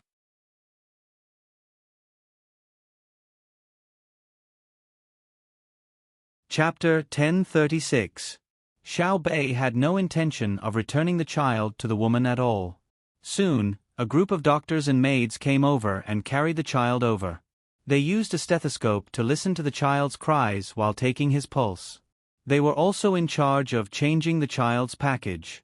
Xiao Bei and Xiao Yuan were also surrounded by curtains and waited for the curtains to be removed. Other than the fact that their hair was still a little wet, the rest of their bodies had already become dry. Xiao Bei glared at the woman who had stopped crying but was still sobbing and did not dare to resist. He turned his head and remembered the fisherman who had helped to save the child. He looked very old and had always made a living in the river. The wind was strong and his skin was not good, so he looked older than he was. Besides this person, there were 4 more people on the boat. To be precise, there were 5 people. There was a woman who also looked old, a young man, a young woman, and a little boy who looked similar to Xiao Bei. The young woman had a baby in her arms and was breastfeeding the child. She turned her body slightly and did not avoid others. "I haven't thanked this old man for his help. Someone, give 100 strings of money to this old man." When Xiao Bei spoke, he tiptoed and wanted to see what the child looked like. However, he could not see because the child was breastfeeding. The fisherman who saved the child was very nervous at first, but when he heard Xiao Bei's words, his expression suddenly changed and sank. He turned his face and spat out 2 words, "No." The other 3 adults also looked unhappy. Even the boy who was about the same age as Xiao Bei snorted, indicating that he was angry. "Don't. You saved my child, so I will help your child. The money is not much, so give the child some clothes to wear." Xiao Bei was very good at talking and pointed at the child who was being breastfed. Immediately, a maid and a male servant from the inner courtyard went to do the public relations so that the fisherman could accept the money. The woman who had put the child in the water could not accept it. "My child." "Not now, it's mine. Your child has drowned. From now on, her surname is Zhang. She is my sister, Zhang Xiaobei." The patrol inspector of Tang Dynasty will become 10 people and patrol the Tang Dynasty together. Xiao Bei did not have a good attitude towards this woman and pointed at the child who was being saved. "That's right. In the future, there will be 10 people. Heaven's destruction will shake the evil spirits, and they will have no ears to listen to all directions." Xiao Yuan also supported. The fisherman who saved the child was in the middle of refusing to accept the money when he heard Xiao Bei and Xiao Yuan's words. He grabbed the 100 strings of cash and was about to put it into his pocket when he thought about it, but he was still worried. He turned his head and handed it to the woman, whose face was also full of hardships, and said, "Keep it well. Don't lose it. Xiao Bei gave it to you. Make it into a pouch and wear it close to the child." The woman nodded repeatedly. She carefully took it and put it in her bosom. She covered it with her hands and stopped moving. Xiao Bei was stunned. "The money is for buying clothes for the child. I have clothes at home." The fisherman did not change his mind. Xiao Bei looked at Xiao Yuan helplessly. Xiao Yuan felt around his body. His clothes were changed, but he had no money. He tiptoed and reached for it. He took out a handful of coins from the manservant's pocket and handed them over. "Here, put the coins in the pouch. The function of the coins I gave you is the same as Xiao Bei's. Paper money can only be stored for a short time. It's a pity if it spoils. Spend it. Use the money Xiao Bei gave you to buy things. It's comfortable to wear, healthy to eat, and convenient to use." The fisherman did not stand on ceremony and really took the coins from Xiao Yuan's hand. It looked like he did not intend to return the 100 strings of cash. The woman who put the child into the water also became obedient when she heard Xiao Bei and Xiao Yuan's words. She stared blankly at her daughter, who was wrapped in a velvet cloth again. A smile suddenly appeared on her face. Xiao Bei jumped in fright. "Are you crazy? Don't scare me. I won't take the blame even if you are crazy. You were the one who threw the child away first, and then I came. Sue, let me tell you, even if you take the case to Hanyuan Palace Hall, I'm not afraid of you. From the Supreme Court to the Censorate, no one will speak up for you." Xiao Yuan nudged Xiao Bei. "Why are you telling her this?" "Doctor, go take a look. Can it be treated?" "I'm not crazy," the woman quickly said. "I know. You're a normal person. Don't move." "Doctor, go quickly," Xiao Yuan said. "I'm really not crazy. I'm happy. I can live again. My child can live too. They said that I gave birth to an evil ghost reincarnated. They said that I couldn't pass the water tribulation. They said that I'm a witch. I originally thought that if my child couldn't pass the water tribulation, she would die. When I go back, I'll jump into the well and become a ghost. I'll be haunted by them." The woman seemed to be muttering to herself, but she also seemed to be explaining to Xiao Bei and Xiao Yuan. With just a few words, everyone understood. The woman laughed out loud again. "Ha ha, ha ha, but my child has passed this tribulation. Yes, she has passed this tribulation. In the future, she will be a patrol inspector of the Tang Empire. That's right. From the Supreme Court to the Censorate, no one will dare to touch her. Ha, they will come and go in groups. Xiao Bei, I can work. I was originally a maidservant in their family. I can do any kind of work. Let me be your maidservant. I can sleep for 4 hours a day. I can eat all the leftovers. I can wear rough hemp clothes and sleep in the woodshed. I can do anything."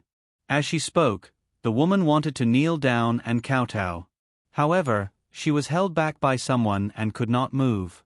Xiao Bei and Xiao Yuan did not say anything. A servant girl was unwilling and said to the woman, "How can the master treat her like this? If you don't curse people, who knows if you're speaking the truth?" Xiao Bei nodded. He did not believe what the woman said.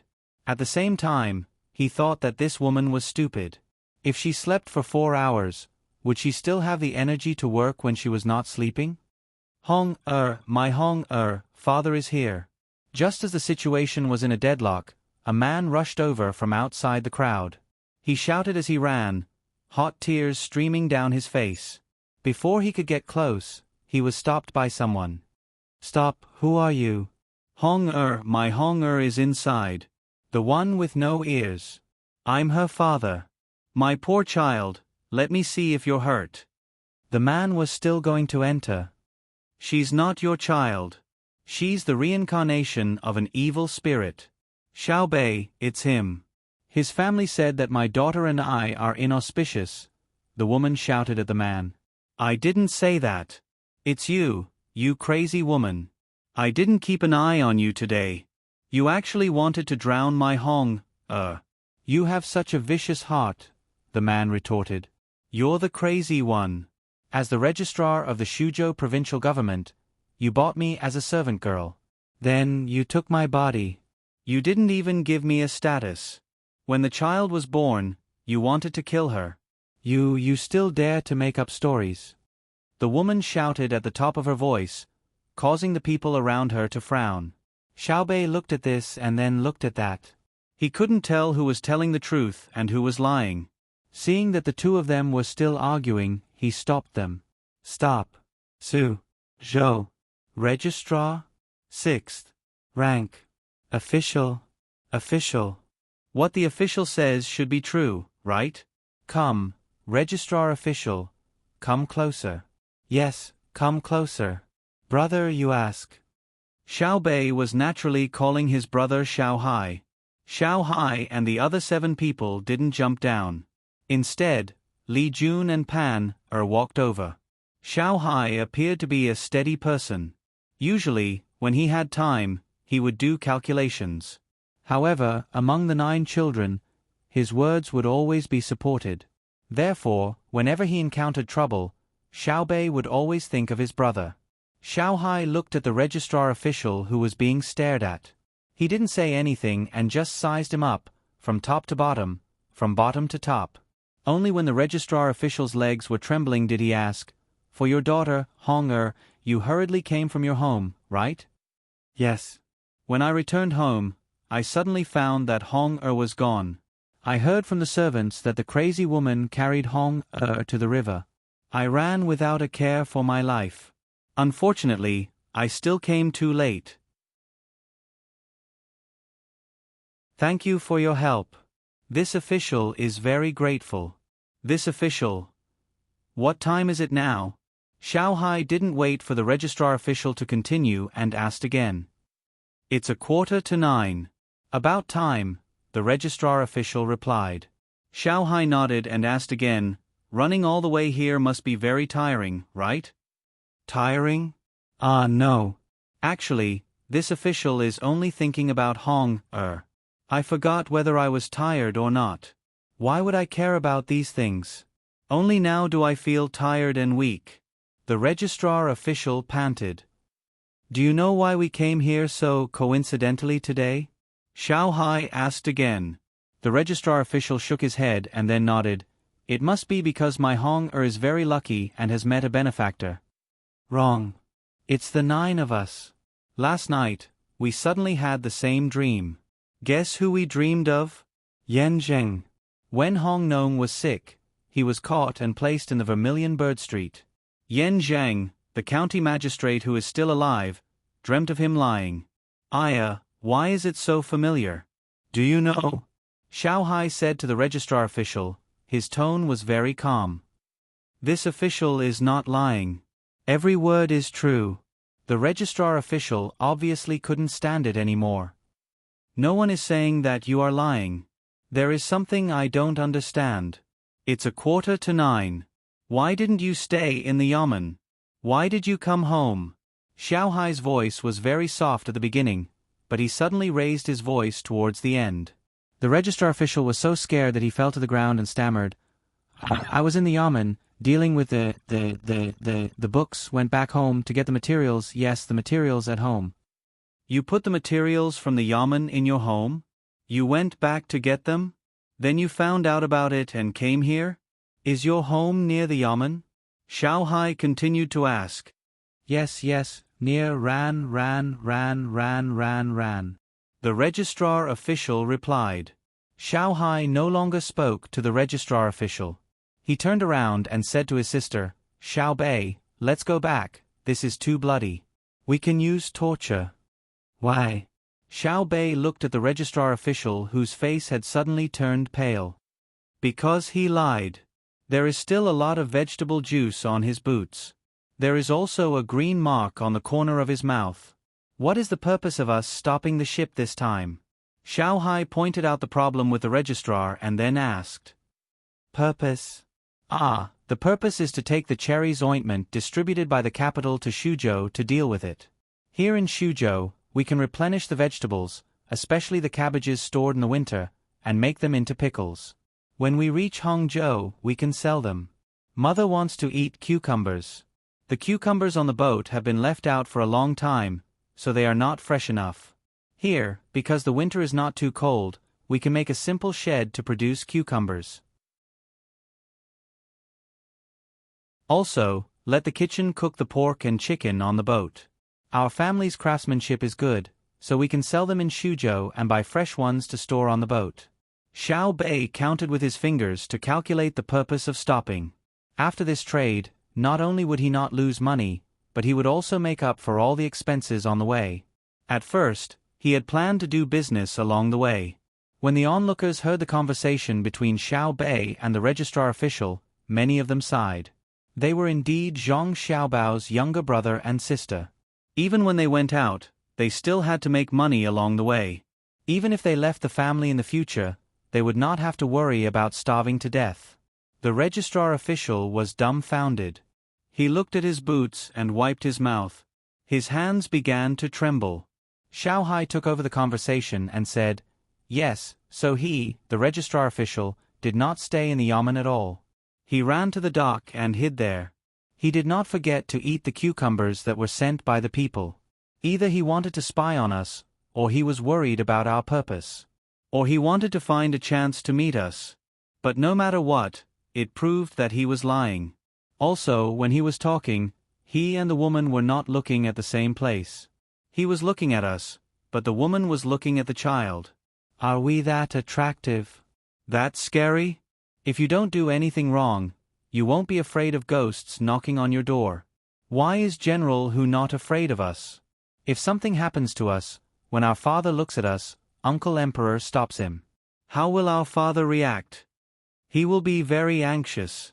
Even if he can't come over, he will keep looking around. If it were brother or sister, he would kill someone who dared to stop him. I know. There is going to be another person on the Vermilion Bird Street. Do it. Let's leave. Xiao Bei pointed at the registrar official and said angrily, I'm guilty. I'm guilty. I plead guilty. I just want to find a chance to get close to you and get some benefits. The child's matter is my family matter. You can't treat me like this.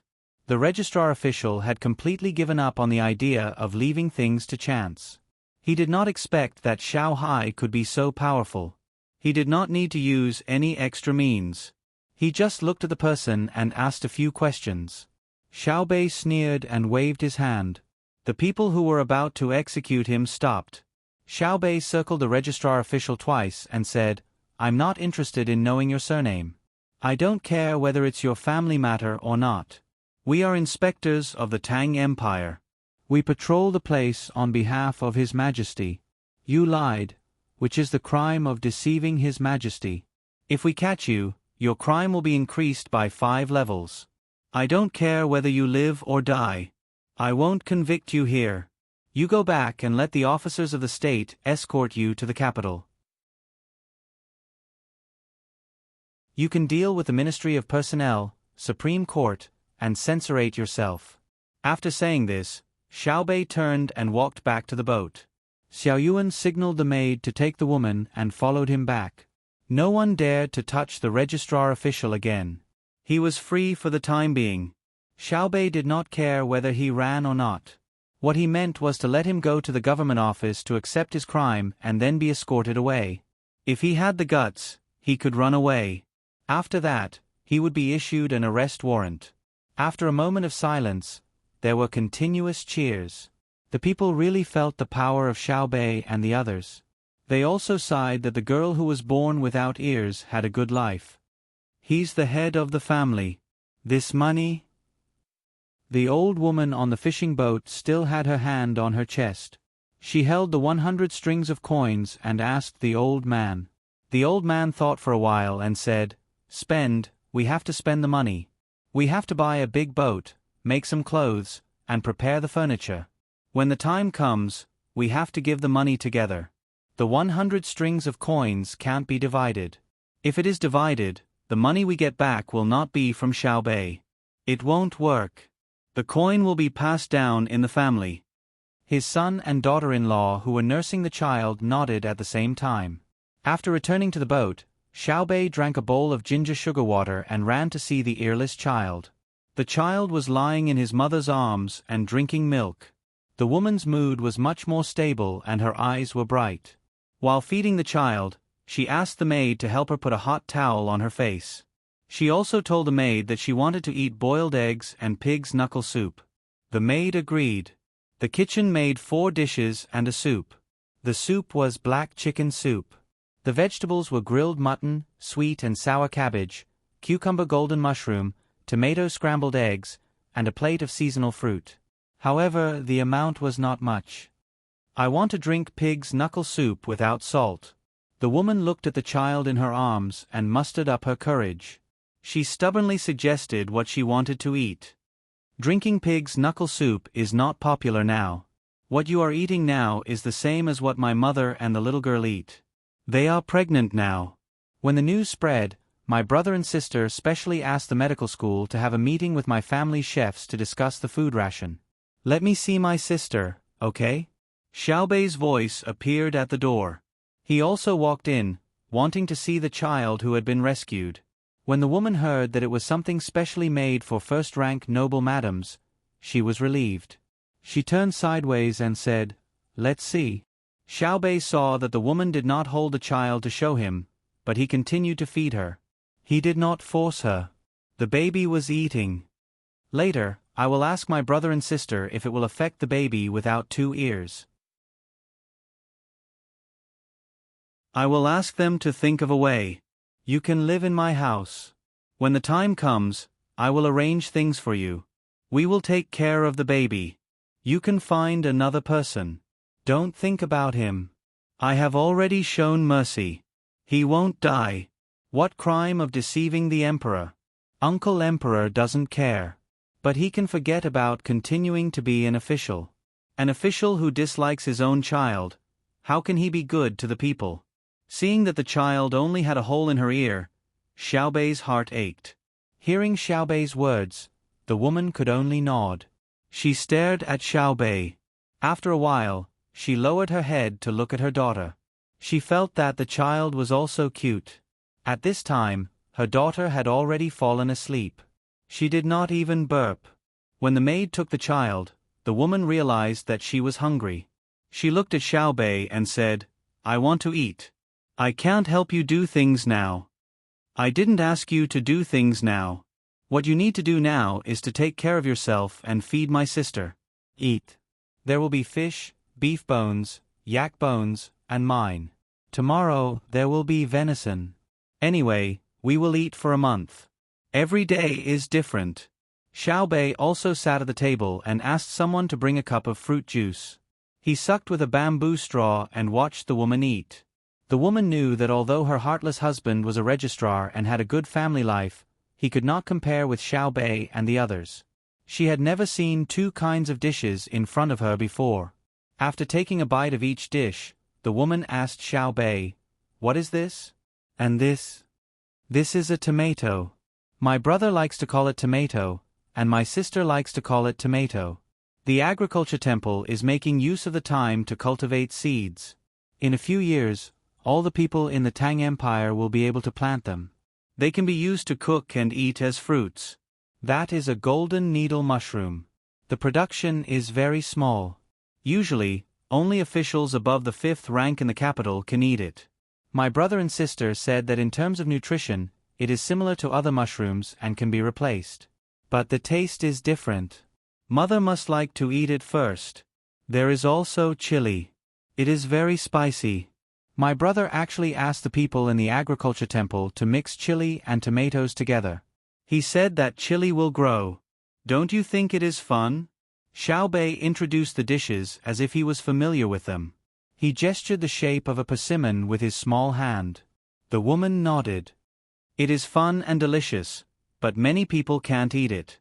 Sigh, the rich have their rich lives, and the poor have their poor lives. That's not true. My brother said that if you feel that your life is not easy to change, then let's change the world. In the past, in the north, it was cold and we couldn't eat cucumbers. Now, we can eat cucumbers. Those who believe in fate are vermin.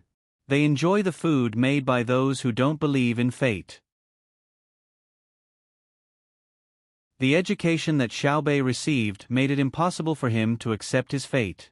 He said that he would fight against the heavens. After hearing Xiao Bei's words, the woman could not say anything else. She lowered her head and ate fiercely.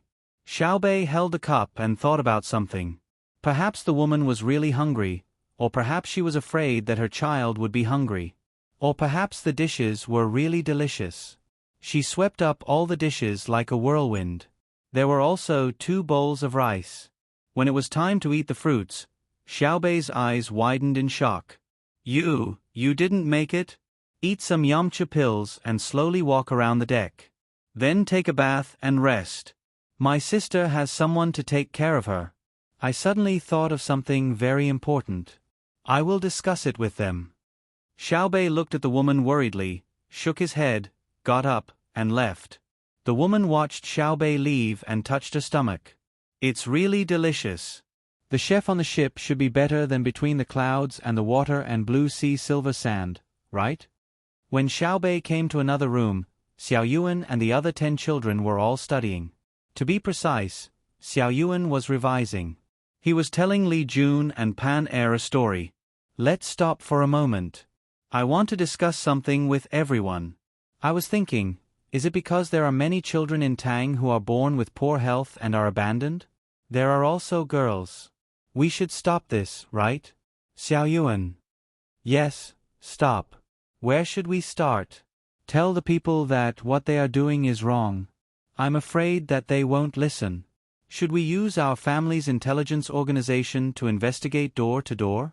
Xiao Yuan stopped talking first. He had no choice but to stop. When Li Jun and Pan Er saw Xiao Bei, they left Xiao Yuan and ran to Xiao Bei's side. They looked up and listened to Xiao Bei. The others also stopped what they were doing. Let's discuss it together. We will come up with a solution. I'll talk first. Let's make up ghost stories to scare them and say that we should abandon the children. Xiao Bei started the conversation and came up with a solution. The others began to think of ideas. When it was time for dinner, the 9 older children and 2 younger children finally came up with a plan and arranged for people to implement it. It's another sunny day. The birds are chirping, the swallows are flying low, the water is flowing to the east. When will you return? Come, cheers. In the morning, Zhang Xiaobao stood outside the cabin and brushed his teeth. He spat out the water in his cup into the river. It mixed with the river water and flowed to the east. Wang Wan had already packed up and looked around for Zhang Xiaobao to eat. When she turned to the left side of the deck, she saw him. She was listening to his poetic speech. She looked up at the sky. It was dark clouds. No wonder the swallows were flying low. Xiaobao, hurry up. We are waiting for you to eat. Sunny day. Is this the legendary infinite stretching of imagery? It has the effect of changing space. Which part of the sky did you change? Don't dawdle. Look at the sky. It's probably going to rain heavily for a few days. Who knows if there will be a disaster somewhere? We will be busy. It will come, it will come. It's normal for there to be a disaster. As long as the area is small, it will be fine. I will be surprised if there is a year when the weather is good everywhere in Great Tang. Zhang Xiaobao spat out the last mouthful of water and followed Wang Wan into the cabin. The sails of the ship were lowered, ready to welcome the storm. When they arrived at the dining hall, Li Longji and the others were also there. They had not touched their chopsticks. It seemed that they were waiting for Zhang Xiaobao. Good morning. Zhang Xiaobao greeted and sat down at his seat. Li Longji picked up his chopsticks. Xiaobao, you made me wait for you to eat. Tell me, how should you thank me? I'll wait for you during lunch. If worst comes to worst, I'll prepare the dishes. Zhang Xiaobao regretted composing a poem while brushing his teeth. There's no need for that. Help me think of a good idea. I'll be waiting for you tomorrow. Li Longji chatted as he ate. Zhang Xiaobao took a bite of the fried egg and asked, "Which industry's idea is it?" "Think about it yourself," Li Longji said. "All right, industry. How about it?" Zhang Xiaobao suggested. Li Longji nodded his head as he ate. There are many technologies in the industry. Considering the confidentiality of the raw materials and technologies, there aren't many that can be used in the industry. How about this? I'll get them to design a few skinning machines that can be powered by human power, animal power, water, or wind. The technical requirements are low. In terms of materials, we can use wood for the frames and steel for the crucial parts. At worst, we can just replace the parts and increase production efficiency. The time saved can be used to do other things. Even learning how to read and write would be good. What do you think? Zhang Xiaobao put down his chopsticks and thought of an idea. While Li Longji was thinking, he quickly ate again. He didn't want to wait for others to finish eating while he was still hungry. Li Longji thought about what Zhang Xiaobao said, but his mouth didn't stop eating. After a while, he nodded his head in agreement. If that's the case, it's settled. Zhang Xiaobao heaved a sigh of relief. Xiaobao, don't eat too much. There's still something to eat later, Li Longji said to Zhang Xiaobao. All right, I'll just drink a bowl of soy milk and eat 2 fried eggs. Zhang Xiaobao reluctantly agreed and finally finished his meal. Just as he was about to drink some tea and take a break, the heavy rain outside fell and hit the deck loudly. Li Longji called Zhang Xiaobao out again. A large umbrella was set up on the deck. Under the umbrella was a barbecue rack, and beside it was a water basin filled with prawns. There were also 2 bottles of wine. When Zhang Xiaobao sat opposite him, Li Longji poured wine for Zhang Xiaobao and said with emotion, "The rain is misty, and the waves are surging. It's a good time to chat and drink. However, I have many worries in my heart. How many people are dripping water? Which bridge is difficult to cross? Xiaobao, what do you think we should do?" Zhang Xiaobao slapped his forehead in distress. If he knew this would happen, he would have let Li Longji go out to play by himself. The house leaks, the road is muddy, so he can just fix it. Does he have to take care of everything? Just as he was thinking about how to answer, someone came from the inner courtyard and said to Zhang Xiaobao, "Little Gongzi, there's news from the Great Tang Bank." Xiaobei and the others used their precious candy house, their toy house, and other jewelry as collateral to get a loan from the Great Tang Bank. The Great Tang Bank returned the loan and said that they were too young to go through the formalities. What do you think?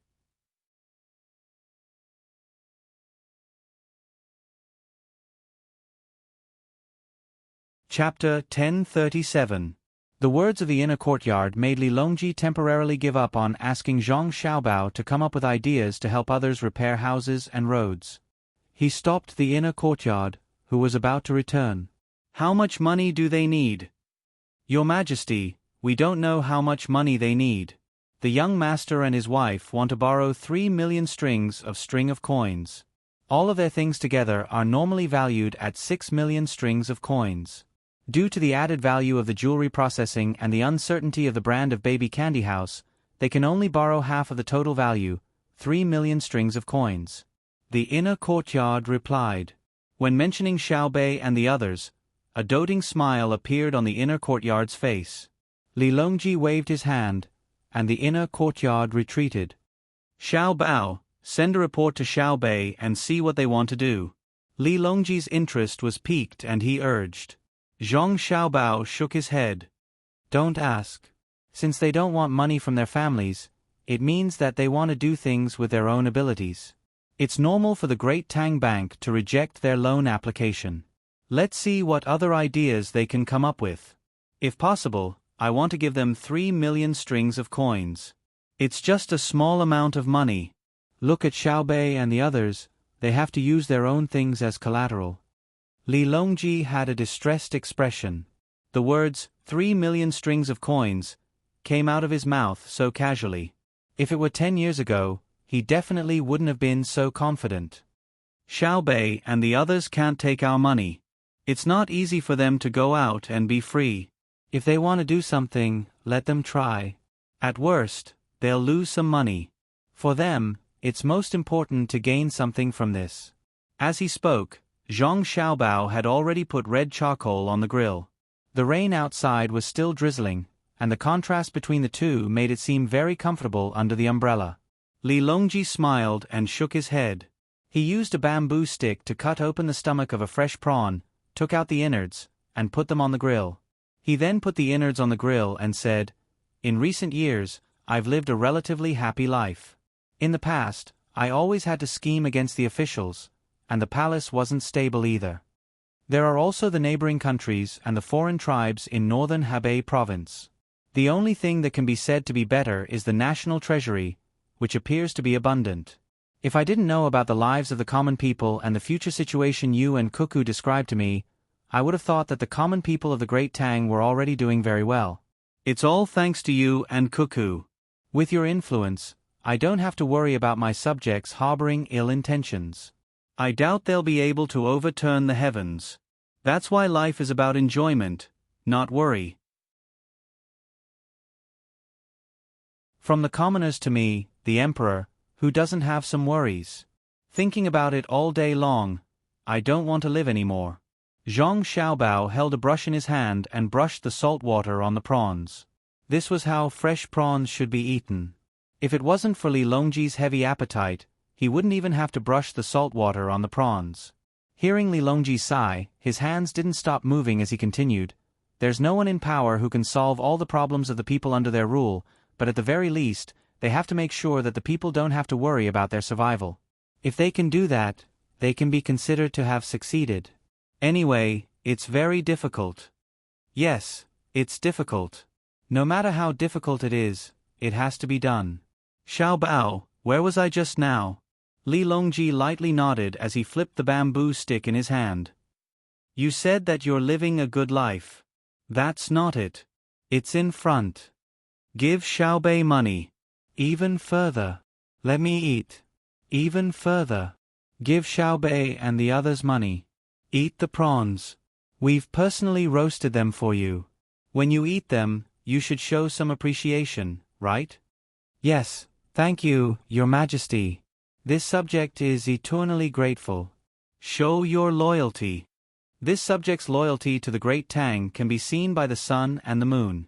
I'm even more willing to protect Your Majesty's stability. Next time, when you put me in front of you, can't you say something like, I won't hesitate to go through water and tread on fire? If I said that, I would have to build a house for someone else. All right, let's drink. Truly, outside the umbrella, the rain gurgles, the prawns on the grill, the wine in the cup drains. Bridges, carriages, and the affairs of the world, the people's hearts are like a furnace. Li Longji raised his cup. Cheers. Zhang Xiaobao raised his head and downed the wine. He grabbed the bottle and poured another cup for Li Longji and himself. He raised his cup again. Cheers. The wild geese flew to the south and returned. Let's drink another cup. The common people have their own way of doing things. A leader should do what a leader should do. Who should repair bridges and mend roads? Ha! You're still preaching to us? You're a leader, and you're not willing to do small things. Then who should you tell us to lean on? Tell us, who should you tell us to do it? Li Longji looked at Zhang Xiaobao and took the prawn that Zhang Xiaobao passed to him. He took a bite and nodded, indicating that it tasted good. He drank another cup of wine and said, "Let's change to yellow wine. I see that you and Cuckoo don't drink wine one cup at a time. Right now, it's awkward to keep drinking." Zhang Xiaobao turned to the inner courtyard a dozen steps away and shouted, "Boil the wine." He then picked up a prawn and took a small bite. He slowly chewed it and said to Li Longji, "Earlier we discussed this matter. We wanted to give the local wealthy families and gentry the opportunity to participate in the local administration. After that, we'll select them through layers of selections. In the end, we'll send them to the capital. Why don't we let them do it?" "Right, we almost forgot. Once we're done eating, we'll immediately issue an edict. It's already difficult for your family's business to reach the county, so how can you pay attention to the matters of the villagers? Local matters should be handled by the local authorities. After that, we'll report it to the county yamen. Only then will your family be able to secretly verify it." Li Longji clapped his hands happily. He scooped up a live prawn and continued processing it. Zhang Xiaobao pursed his lips. He picked up the charcoal tongs and scraped the white ashes off the charcoal.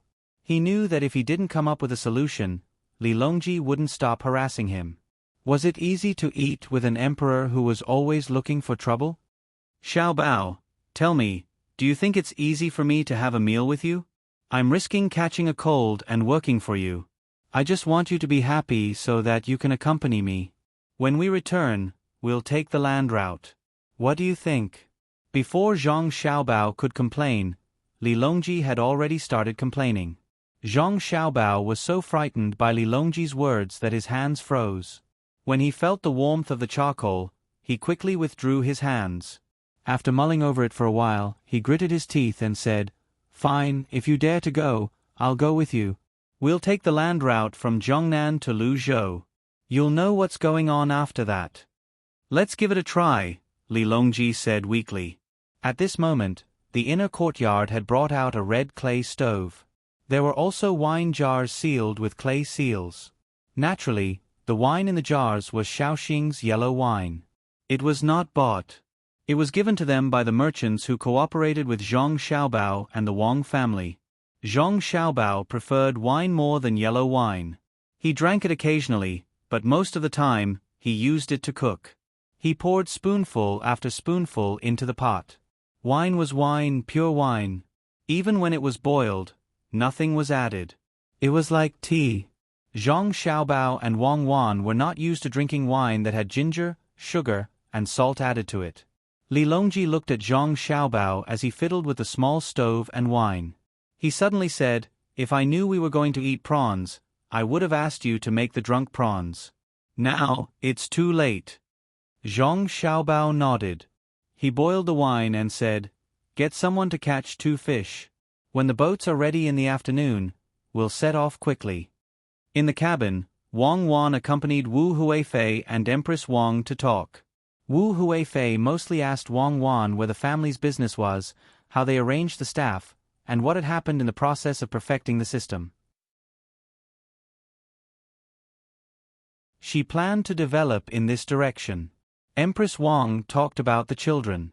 She asked where Xiaobei and the others had been recently and whether they had sent any news about their son and daughter. Wang Wan responded easily.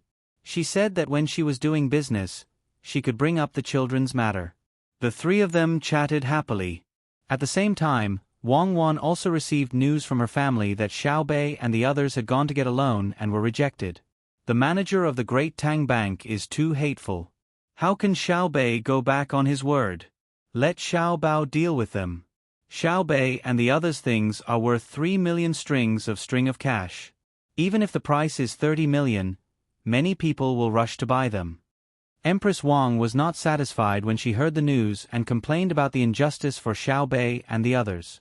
Wu Huifei, however, agreed with the way the bank did things. She said, "Sister, don't blame the manager of the bank. Without rules, nothing can be accomplished. Today, We agreed to let Xiao Bei and the others get alone. Tomorrow, other children steal things from home and exchange them for money. Will we give them money? Xiao Bei and the others are different from other children. Cuckoo, why do you think Xiao Bei and the others want money? Empress Wang suddenly thought of this question. 3 million strings of cash was not a small amount. Wang Wan shook her head. I don't know. Since the younger brother and sister don't want money from the family, they naturally have their own plans. Let them be. When the family trains the children, they should let go when it's time. If they do it right, the credit will go to the children. If they do it wrong, it will be the family's training fee. This is the difference between the children of aristocratic families and the children of ordinary families. The children of aristocratic families have enough resources for them to try. As long as they are not too stupid, they will often be far behind the children of ordinary families. Empress Wang and Wu Huifei nodded and immediately shook their heads at the same time. Wu Huifei said, "That depends on who they are compared to. Compared to you and Xiao Bao, the children of aristocratic families will be overshadowed. You have learned too much. This is the power of education. The purpose is to let a small number of children of ordinary families close the gap between them and the children of aristocratic families through hard work. Since they don't have enough resources to gain experience through practical actions like the children of aristocratic families, they can learn indirectly from books." Wang Wan mentioned the importance of education. Isn't that so? We should educate the children well. The children of the Tang Empire are better than the children of other places. With a few more children like Xiao Bei and the others, who will dare to disobey us in the future?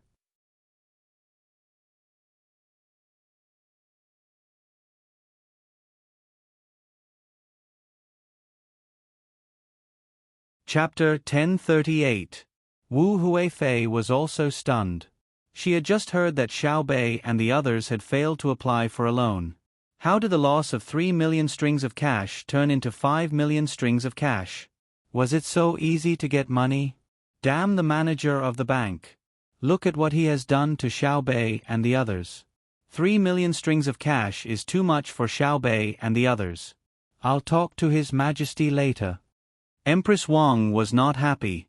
She felt sad when she thought of Xiao Bei and the others struggling for money. Other people's children were so old that they would hug their relatives and act like a spoiled child, but Xiao Bei and the others had to work hard by themselves. The more Empress Wang thought about it, the sadder she felt. She said angrily, "Xiao Bei and the others are too much. They insist on raising money by themselves. I'll remember it and ask someone to ask. See which company or group refuses to help them. They made Xiao Bei feel bad for a while, but I'll make them feel bad for a lifetime." Wang Wan smiled. "Mother, you don't have to do this. Who made Xiao Bei feel bad? They will do it themselves. I guess you'll see them when we reach Hangzhou.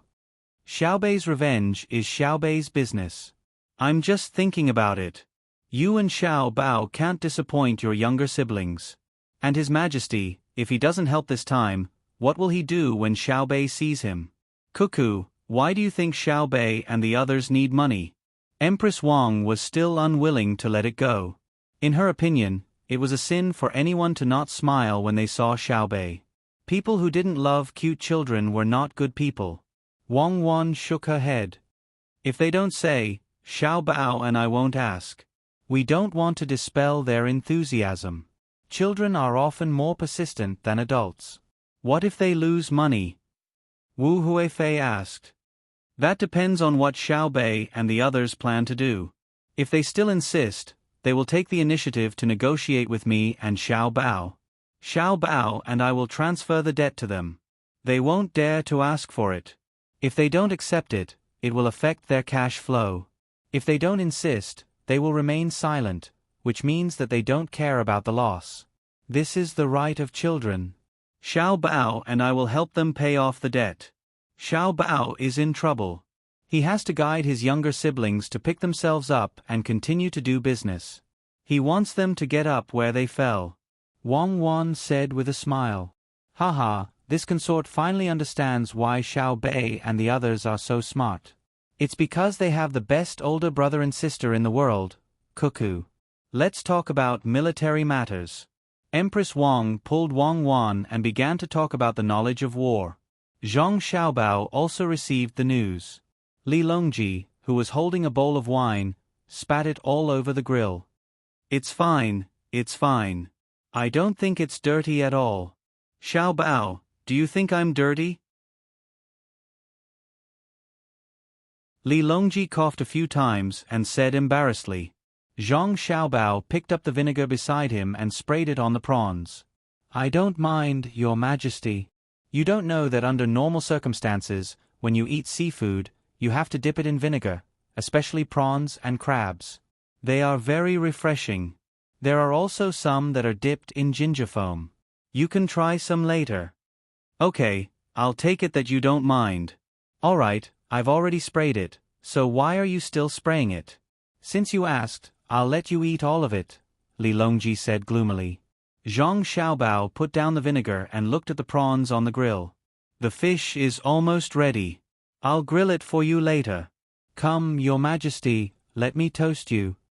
Li Longji drank the remaining wine in the bowl, smacked his lips, and said, 3 million strings of cash is gone, but before I could ask them to support them, they actually immediately got 5 million strings of cash. They're clearly showing off to the great Tang Bank. This is just like your family's style. You get stronger when you meet the strong. Of course. I'm Zhang Xiaobao's younger brother and sister, and I'm like a kite. The more difficult the situation, the more I'll be able to soar into the sky. Cuckoos, and my mission is to do well on that string. Zhang Xiaobao said with a smile. Then he asked the inner courtyard who came to deliver the news, who has made a deal now? In response to your question, there's the Li family's Thunderbolt Logistics, the Yang family's Dongting Aquatic Products, the Gu family's Splendid Sundry Goods, and the other 4 are reporting to the owner of the main store. The strength of the first 3 is about the same, so it won't take too long to come to a conclusion. The inner courtyard answered with a proud look on his face. Hey, they're all big guys, and they're specifically looking for the top 100 companies of the Great Tang. Li Longji knew who they were as soon as he heard the names. Thank you for your praise, Your Majesty. The young master and the young lady are not ordinary businessmen. The inner courtyard was as happy as if others had praised him. Write down the details of their negotiation and show them to us. I don't know how they negotiated, but I think they shouldn't use their identities. Although their identities also play a big role, it's only a guarantee, not an oppressive one. Zhang Xiaobao wanted to get detailed information immediately and see how his younger brother and sister did it. Yes, remember it well, and find out the purpose of their money. Li Longji also said. He picked up a shrimp and ate it. It was so sour that he frowned. Xuzhou, in front of the branch of the Qiantang Marine Products Group. This is a joint store opened by 22 businessmen of the Jiangnan East Road. The flagship store is in Hangzhou, and the manager of the branch in Xuzhou is surnamed Sunday. Among the 22 businessmen, the biggest shareholder is the owner of a large fleet, also surnamed Sunday. The inner courtyard flipped through the information and introduced the 11 people to Bei Bei. Bei Bei nodded and waved her small hand. Let's go inside and talk. I don't believe that without Butcher Zhang, I have to eat hairy pigs. I'm scared if they don't give me a loan. After that, Bei Bei led the way in, followed by the other 10 people. As soon as they entered the door, they smelled a fishy smell. The store was not small. There were 4 rows of containers for customers to see, with 10 containers in each row, for a total of 40 containers. The containers were filled with dried shrimps, squid, dried kelp, clams, fish fillets, shrimps, and other seafood. They were divided into different sizes and varieties. There were 4 salespeople standing behind each row of containers. When they saw a group of children suddenly enter, their eyes lit up. They secretly thought that a big deal was coming. Just by looking at the clothes of this group of children, they knew that they were from rich families. The aura they exuded also proved this point. Then, they were shocked. Although they were dressed well, the cute golden embroidery pattern on their chests was too scary. The little ancestors of the Zhang family and Wang family were here? When the salesperson guarding the door saw the pattern, he turned around, stepped forward, and ran upstairs. He shouted as he ran, "Manager's son, they're here. Not good, they're here. Quick, come down, manager's son." Bebe and the others were very natural. It seemed that they were used to it. Bebe strolled to a container filled with fish fillets and stood on tiptoe to take a look. The 4 salespeople in the row quickly came over and stood respectfully. "Can I taste it?" Bebe pointed at the fish fillets and asked. "Can I taste it?" Bebe saw that the 4 of them did not speak, so he asked again. "Ah, taste? Okay, let's taste it." "Ah, wait a moment, you eat this." One of the salespeople reacted and nervously finished the sentence. He suddenly turned around and took out a delicate wooden box from a small cabinet behind him. He opened it and took out a piece of fish fillet and presented it to Bebe. The fish fillet was wide at the top and narrow at the bottom.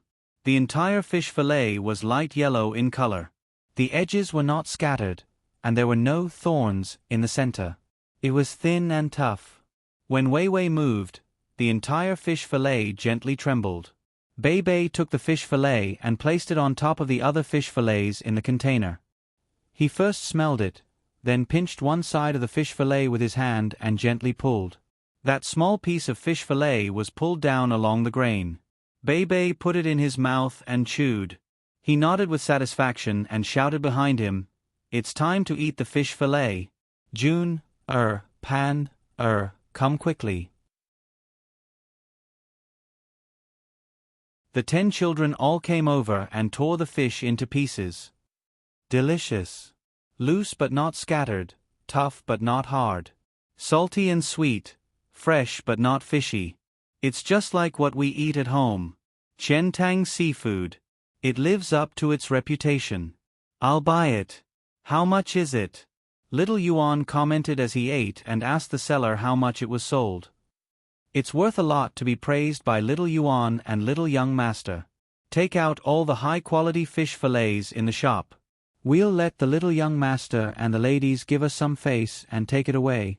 Following the voice, 3 people came down quickly from upstairs.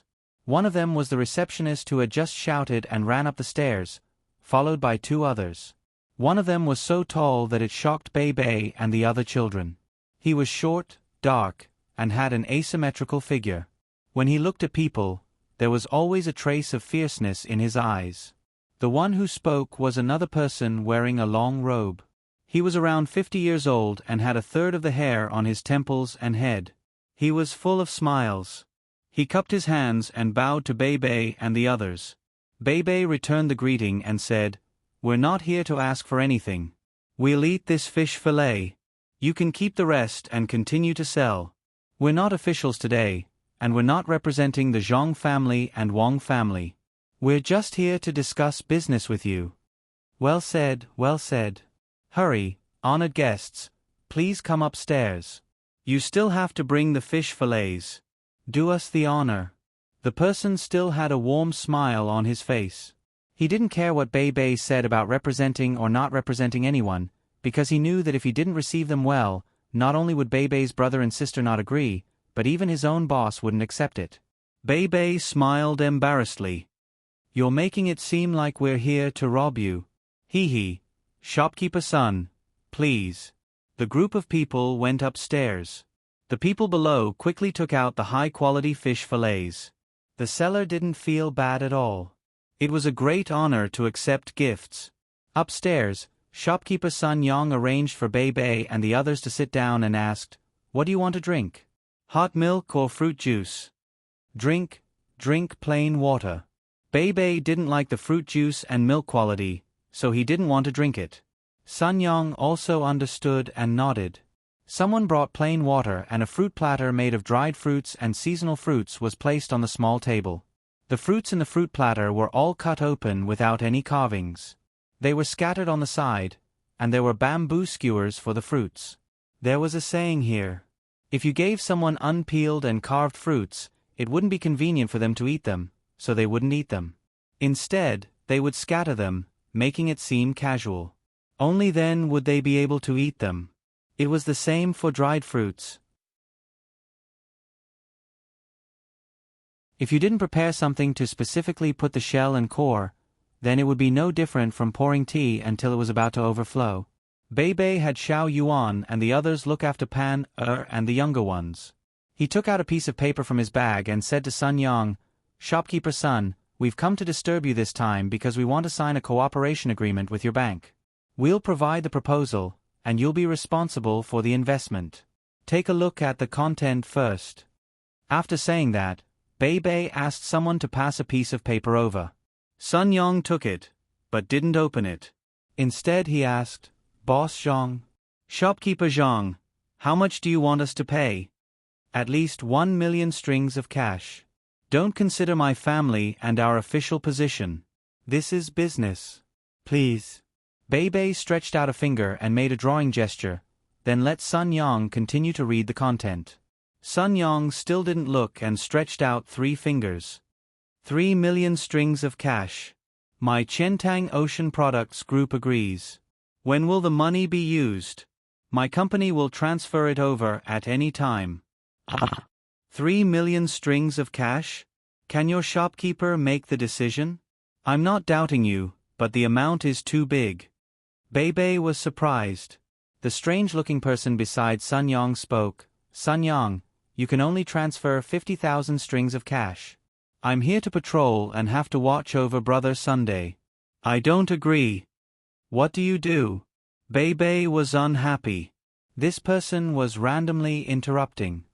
"I'm a good brother of the company's largest shareholder, the owner of the independent trading fleet. I help him patrol Tang. I've seen your emperor before," this person said arrogantly. "You patrol Tang? How come I don't know?" "Shopkeeper Sun." Bei Bei was angry. Where did this inspector come from?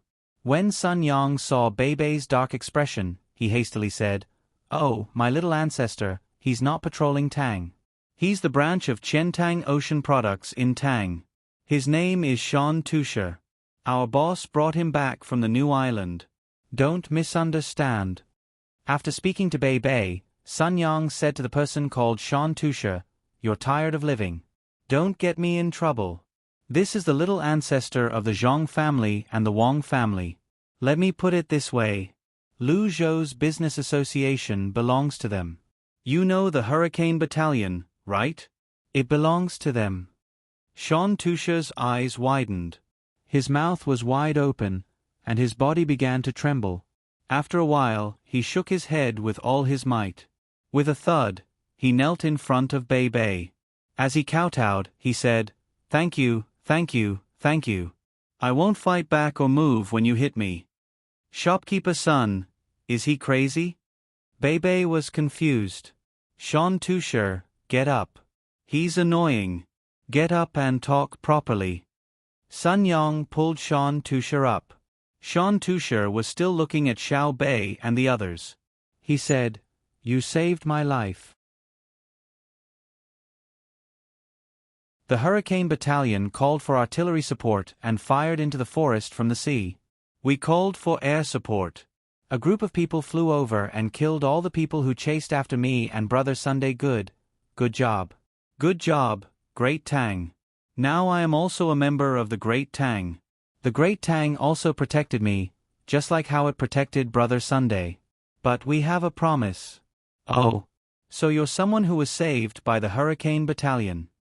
Bei Bei knew what was going on. He waved his hand casually and said, "Don't worry. You don't have to kowtow to thank me. I don't think they saved you. They saved the people of Tang. Anyone born in Tang is a citizen of Tang from the moment of birth. Tang has to protect them because they will have to do things for Tang in the future and pay taxes. My brother and sister said that the people of Tang worked hard for the stability, prosperity, and strength of Tang. How can Tang leave the people alone without help and without care for their lives? No matter where Tang's military power can reach, even if it's a dog, it can't be beaten by anyone. If you kill one of my people, I'll slaughter your village. The world is so big, it's hard to find a place where you can't hide. I won't rest until I'm dead. Yes, yes, yes. On the new island, the 3 tribes around my tribe attacked me. Those who didn't surrender and work for me were all killed. I also saw you. It's our emperor. You kowtowed many times, and the emperor rewarded me with many things. But I forgot to praise your hurricane battalion. Next time, if there's a chance, I'll take you to see the emperor. The emperor is very easy to talk to. You're so good-looking. Interesting. The emperor will like you. Shan Tusha nodded repeatedly and made a promise. Sun Yang covered his face with his hands and didn't dare to look at Bei Bei and the others. Bei Bei sighed and said, "Okay, there will be a chance in the future. The emperor is my father." Pan who was eating the pear slices that Xiao Yuan fed her, pointed at herself and said when she heard others mention the emperor, Yes, he's our good Pan father." Bei Bei followed Pan words and said, when Pan happily continued to eat the pear, he said to Sun Yang, "Shopkeeper son, you should look at the content of the cooperation. We don't want money, we want you to invest." Yeah. I can't explain it clearly. Isn't this still asking for money? Look. Sun Yang immediately picked up the paper and flipped through it as fast as he could. He nodded. "I've read it. Very good, we agree to cooperate. 3 million strings of cash." When Bei Bei saw Sun Yang's action, he was so angry that he took 2 deep breaths.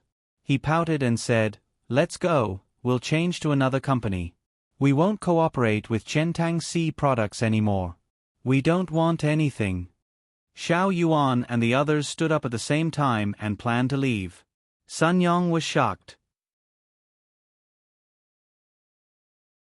He rushed over and opened his arms. Don't go, I'll read it seriously.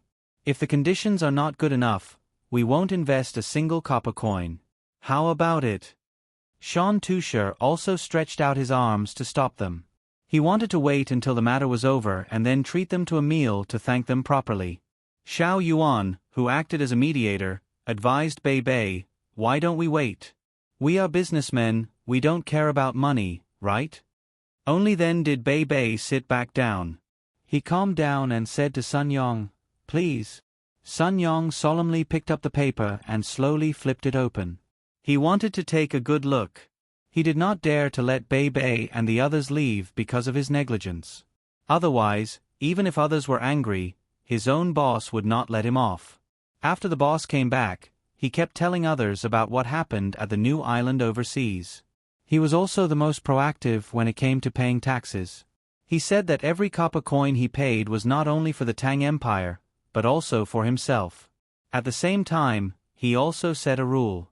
No matter who cooperated with an independent trading fleet, they had to take the initiative to pay taxes. They also had to promise that the people they cooperated with had branches all over the country. If the Zhang family and the Wang family needed, any branch manager had the right to directly transfer 3 million strings of cash without asking for anything in return. If the 2 families needed more money, the branch manager had to send a message back to the headquarters as soon as possible. From this, it could be seen how dangerous the situation was when the boss was rescued. While thinking about this, Sun Yang's gaze fell on the paper. After flipping the cover, it was the first page. On it was written, "Baby Candy House Cooperation." Sun Yang nodded slightly. He knew that Baby Candy House was opened by Bei Bei and the others, and they had branches in several big places in the Tang Empire. Sun Yang flipped the page and continued reading. His eyes lit up. Then, he stopped thinking about other things and flipped through page by page. The more he read, the more surprised and excited he became. When he was halfway through, he stopped and asked, "Young Master Xiao Bao has such means?"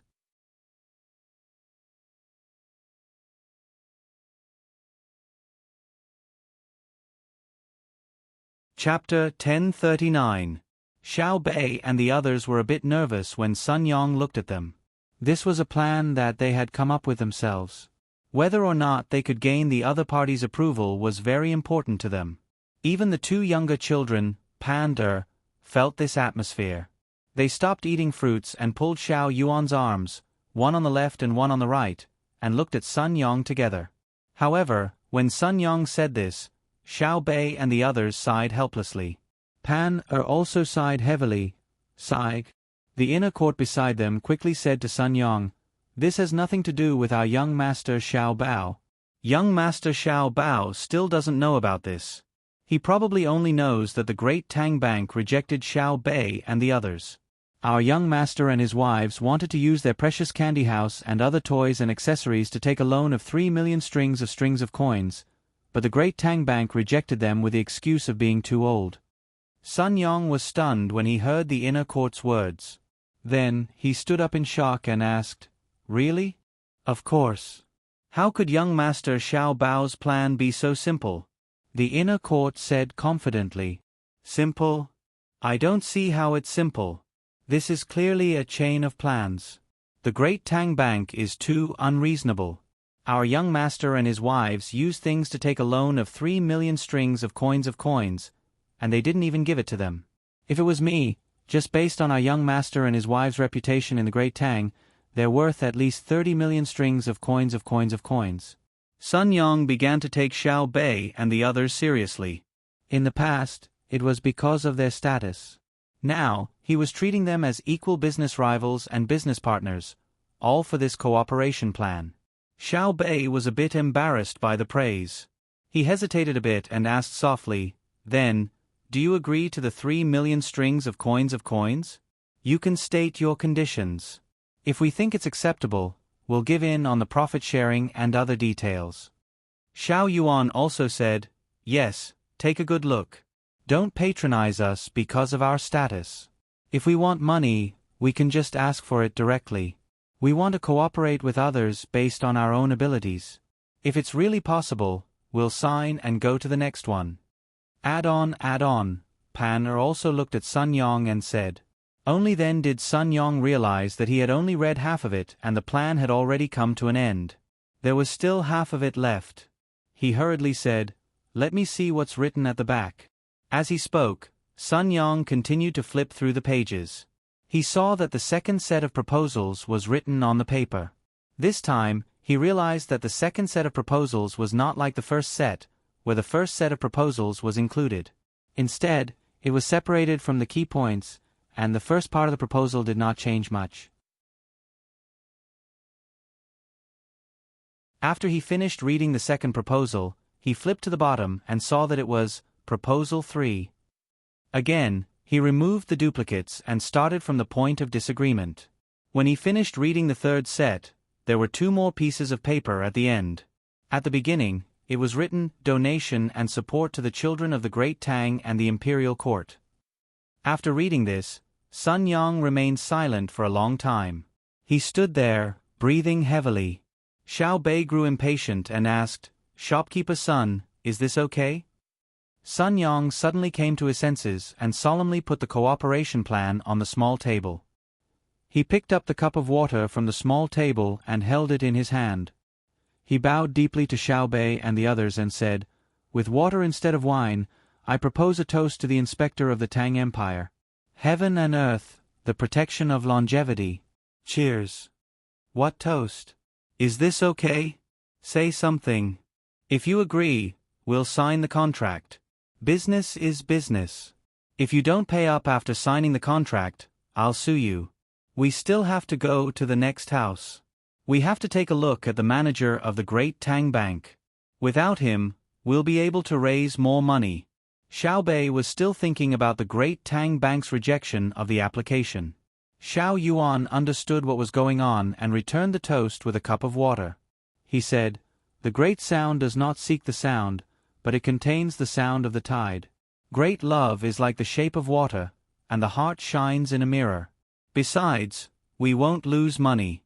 On the contrary, we'll make a lot of money." Yes, I'm thinking too much. There's no need to be too emotional about what you've done. It shows that I haven't done it yet. Once I've done it, it'll be natural. Sun Yong nodded deeply. After thinking about it, he said to Xiao Bei and the others, "Young ladies and young masters, let's not go to the next house. It's too tiring for you to run back and forth by yourselves. I'll help you contact the managers of the other big companies and branches in the area and find them.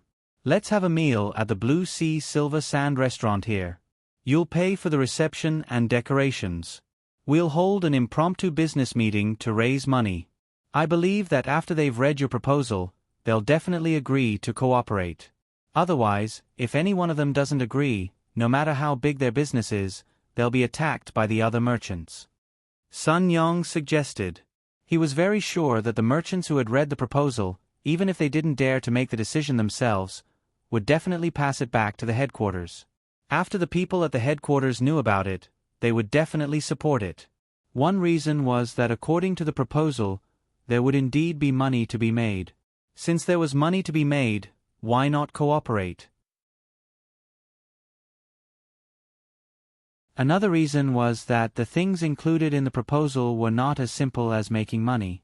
It would also stimulate the local economy and people's livelihood in the places where there were shops in the future. Another reason was that it also included help for the children of the great Tang Empire. Other than using it on other children, their own children would also benefit from it. Therefore, those who didn't agree after reading the proposal were likely to deliberately go against Xiao Bei and the others. In that case, the people who cooperated with them would band together.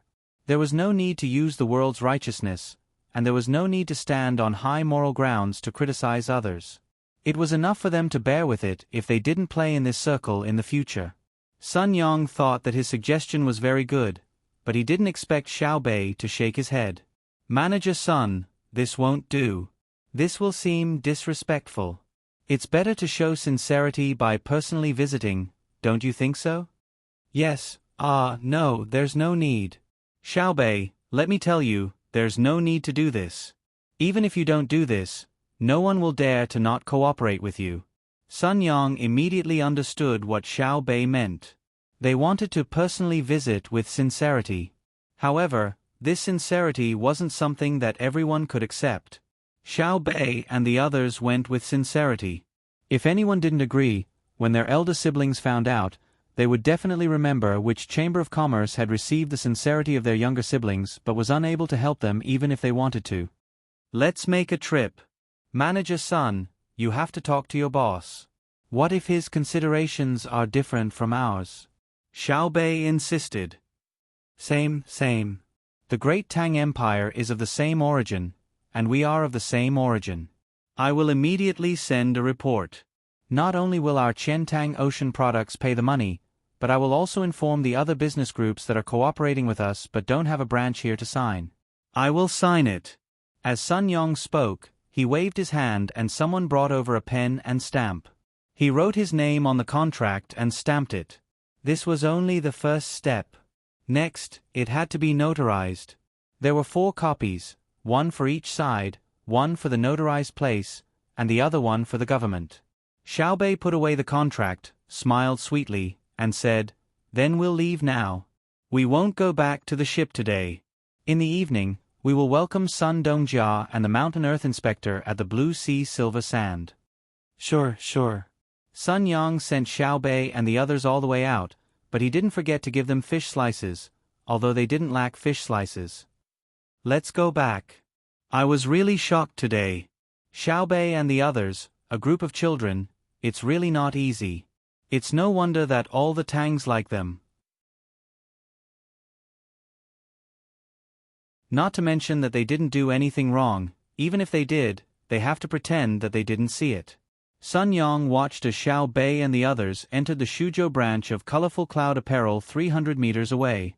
Only then did he turn around and say something, as if to himself, but also as if to Shan Tusha. They are very good. Their hurricane camp is very powerful. Unfortunately, I was too scared to mention it when I saw the Emperor last time. When there is a chance, I will bring something from my place to present to the Emperor. Then I will find a way to take this group of children and let them meet the Emperor. Hearing Sun Yang's words, Mountain Earth Stone echoed. Sun Yang patted his forehead hard and dragged Mountain Earth Stone into the store, for fear that others would hear and see them. When they came upstairs, Sun Yang let out a long breath and turned to Mountain Earth Stone and said, "In the future, when you have time, you should listen to the affairs of the Tang Empire. Don't always take the opportunity of inspection to look at other people's goods and compare them with the things in your tribe, okay?" Okay. I am the Tang Empire's inspector. I will be responsible for inspection. I don't think about how much the things in the tribe are worth, nor which ones are easy to buy and transport back to the tribe. Mountain Earth Stone nodded honestly. Brother Too Sure, you're my big brother, my blood brother. Listen to your little brother. We can't keep mentioning the name of the great Tang patrol envoy. You must remember, don't mention anything about the patrol envoy, or else you'll be drowned in spit, and the hurricane camp won't be able to save you. Sun Yang felt that it was a big mistake to let Mountain Earth Stone see Xiaobei and others today. After a pause, he said to Mountain Earth Stone, "When we are having dinner tonight, don't mention the matter of taking Xiaobei and others to meet the Emperor. Don't mention it. If you mention it, you will be laughed at. I can't afford to lose face. We are going to have dinner, not to make others happy. Do you understand?" Mountain Earth Stone felt the helplessness and suppressed anger in Sun Yang's words. He blinked his eyes in fear and asked in a low voice, "Why?" "You explain it to him." Sun Yang waved to the greeter standing next to him. When Mountain Earth Stone looked over, the greeter also said helplessly, because he is the Tang Empire's inspector. "You are a fake. If he is willing, he can be with the Emperor every day. The youngest girl is the Tang Empire's youngest princess, but she is the Princess Royal with the highest status. Do you understand?" Mountain Earth Stone lowered his head deeply. He raised his hands and imitated Sun Yang at the beginning, covering his face. Just as others were feeling embarrassed, he suddenly raised his head and said, "I regret that I didn't know in advance. Otherwise, I could have asked them to take me to see the Emperor." "Ah, there is still a chance tonight. That's great." When the lanterns were lit, it was still raining in the area from Hunan to Luoyang. The rain didn't let up. Zhang Xiaobao and the others had already met up with the fleet in Luoyang and other ports. Without stopping, they chased after them in the direction of Shuzhou.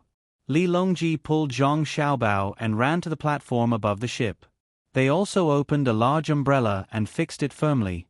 There was a hot pot on the table below. Zhang Xiaobao made the Sichuan hot pot. It was spicy and warm. The dishes were placed on the plate, but no one touched their chopsticks. "How is it? Are you anxious now? The rain is still falling. If it doesn't stop tomorrow morning, it will probably cause a disaster." Li Longji held a small wine cup. Inside was steeped ginseng wine. He took a small sip from time to time, but he wasn't in the mood to eat. He said to Zhang Xiaobao. Zhang Xiaobao drank the wine in the cup in one gulp. "I'm not afraid of a disaster. We can't let the entire Yellow River area be flooded. It's just a small area. At most, it will be washed away. I'll get people out and have them redesign the houses and build new ones. It's just money. I'm afraid of delaying the construction of the railway. Money is easy to earn, but time can't be bought. If the ground is flooded, how are we going to fix the roadbed? The road here is very important. Let's eat. We'll talk about it later. Let's eat. It's really cold after the rain and the wind." Li Longji picked up a piece of meat and rinsed it in the pot. He dipped it in some seasoning and stuffed it into his mouth. "It's spicy. You put too much chili. You put it. I said a handful is enough, but you grabbed another handful. Someone, change the pot." Zhang Xiaobao knew that it was spicy without tasting it. Someone immediately went to get the pot and mixed it with the soup. This way, it wouldn't be so spicy. Not long after, the pot was sent over. There was still a milky white soup inside. Zhang Xiaobao didn't have the time to make it into a clear soup. At the same time, a piece of information was sent over. "Little Master, there's news from Xiaobei and the rest. Please take a look." The person handed the information over. "I'll take a look first." Li Longji snatched it over and looked at it. Suddenly, he leaned back. "Ah, that's impossible." Zhang Xiaobao patted his chest and looked at Li Longji gloomily. Li Longji's reaction was too infuriating. "You snatched it over and looked at it, and then you're startled. It's obvious that you're trying to arouse the curiosity of others." "Xiaobao, guess what's going on?" Li Longji's eyes were still staring at the news, but he asked Zhang Xiaobao. I guess that Xiao Bei and the rest have raised more money. The amount is a little too big. Zhang Xiaobao replied casually. It's not just a little too big. They've already raised 32 million strings of cash. Have the merchants of Great Tang gone crazy? What do Xiao Bei and the rest need so much money for? Li Longji shook the paper in his hand and said with widened eyes. How would I know? I reckon that more detailed information will be sent over later. The telegram isn't fast, and there's a lot of words. We'll have to wait for a while. Your Majesty, eat first. Zhang Xiaobao was also curious. He wasn't curious about what his younger siblings wanted to do with the money, but how they managed to get others to fork out the money. Zhang Xiaobao was certain that his younger siblings didn't use the power of their family, or rather, they didn't take the initiative to use it. Instead, they relied on their own methods to get other merchants to cooperate with them. At this thought, Zhang Xiaobao smiled proudly. The smarter his younger siblings were, the greater the scale of the matter. This meant that he had taught them well. Li Longji was still looking at the piece of paper over and over again. The paper wasn't big, and there weren't many words on it, but he liked to look at it. It was only when Zhang Xiaobao started to cook the meat and stirred the red oil in the pot that a spicy smell came out that he put down the report and said to Zhang Xiaobao, 32 million strings of cash. That's enough to start a rebellion. It's enough to recruit warriors, stockpile provisions, and forge weapons. It's all enough. In the past, the Great Tang's annual income was only slightly more than that. Don't you think so? Yes, they should be rebelling. Aren't you going to help them? They keep calling you Uncle Emperor. It's time for them to use your Majesty. Zhang Xiaobao poured himself a cup of wine and drank it all down as he spoke to Li Longji. Li Longji also drank the wine in his cup and pushed the empty cup in front of Zhang Xiaobao, asking him to pour wine for him. He said, Help, you must help. Tell the person who received the message to hurry up. I want to know how they did it. I'm sure that they definitely didn't use the power of their family, although the merchants who are cooperating with them have to consider this issue first. Zhang Xiaobao poured wine for Li Longji. There's no use in rushing them. They sent the message slowly, so there's probably a lot of content. Your Majesty, try this tofu skin. It has a unique texture when eaten, and it tastes pretty good. I won't eat it first. No matter how good your cooking is, it won't taste good in my mouth. Wait a moment. Li Longji put down his chopsticks and continued to sip his wine. He was clearly very anxious. He would only reveal his emotions when he was with Zhang Xiaobao. They waited for half an hour. Li Longji didn't eat, and Zhang Xiaobao didn't want to eat by himself. The charcoal wasn't put out, and the soup was continuously added. Zhang Xiaobao could only eat some cucumber and other cold dishes to go with the wine. Just as Zhang Xiaobao finished half a plate of cucumber shreds, the telegram was finally sent over. Li Longji snatched it over again. This time, it was a daluo. It was similar to what Xiao Bei and the others had shown Sun Yang. The only difference was that there were 2 more pages describing the situation there. Li Longji's expression kept changing as he looked at it. Sometimes it was surprise, sometimes it was contemplation, sometimes it was doubt, and sometimes it was sighing. He had a variety of expressions. Zhang Xiaobao only had one expression, which was helplessness. He stopped eating and drinking. He placed his arms on the table and supported his chin. He stared at Li Longji without blinking. He was probably trying to read the content of the telegram from Li Longji's face. After flipping a few more pages, Li Longji's expression became serious. He started to drink and finished a cup in 3 sips. Then, he pushed the cup in front of Zhang Xiaobao. His eyes never left the paper. Zhang Xiaobao read the content of the telegram. Li Longji wanted to drink, so he filled the cup. Then, he watched Li Longji drink and continued to fill the cup. By the time Li Longji finished his 6th cup, Zhang Xiaobao finally decided not to fill it up. Although the cups were small, only 2 taels of wine each, in addition to the previous cups, it was enough for 10 cups, which was 2 taels of wine. He couldn't let Li Longji get drunk. He still had to drink with him later. If he didn't drink 1 caddy of wine, it wouldn't be enough for the two of them. At this time, Li Longji just happened to flip to the last page. When he reached for the cup, he didn't realize that the cup was empty. He made a drinking gesture and licked the cup with his tongue. When he put down the cup, his eyes reddened. "Your Majesty, are you done reading? Can this subject take a look as well?" Zhang Xiaobao resisted the urge to snatch the telegram and asked, "What are you making so much noise for? Do you think it's easy for Xiaobei and the others? Why is it so difficult to get a loan? Immediately implement the matter we discussed and cooperate with Xiaobei and the others." Li Longji put down the telegram in dissatisfaction and said to Zhang Xiaobao, "What matter?" Zhang Xiaobao stretched out his hand to take the telegram. "It's that plan to encourage people to have children. Xiaobei picked up a child without ears and wants to get money. Then, she wants to raise the children that other people don't want. Then she's waiting for us to subsidize her? If you don't implement the matter, how are you going to subsidize her?" Li Longji explained the matter to Zhang Xiaobao. "If we don't subsidize her, won't they have enough money? Will they be able to pay for it?" Zhang Xiaobao didn't look at the contents and directly asked, "That's not the case.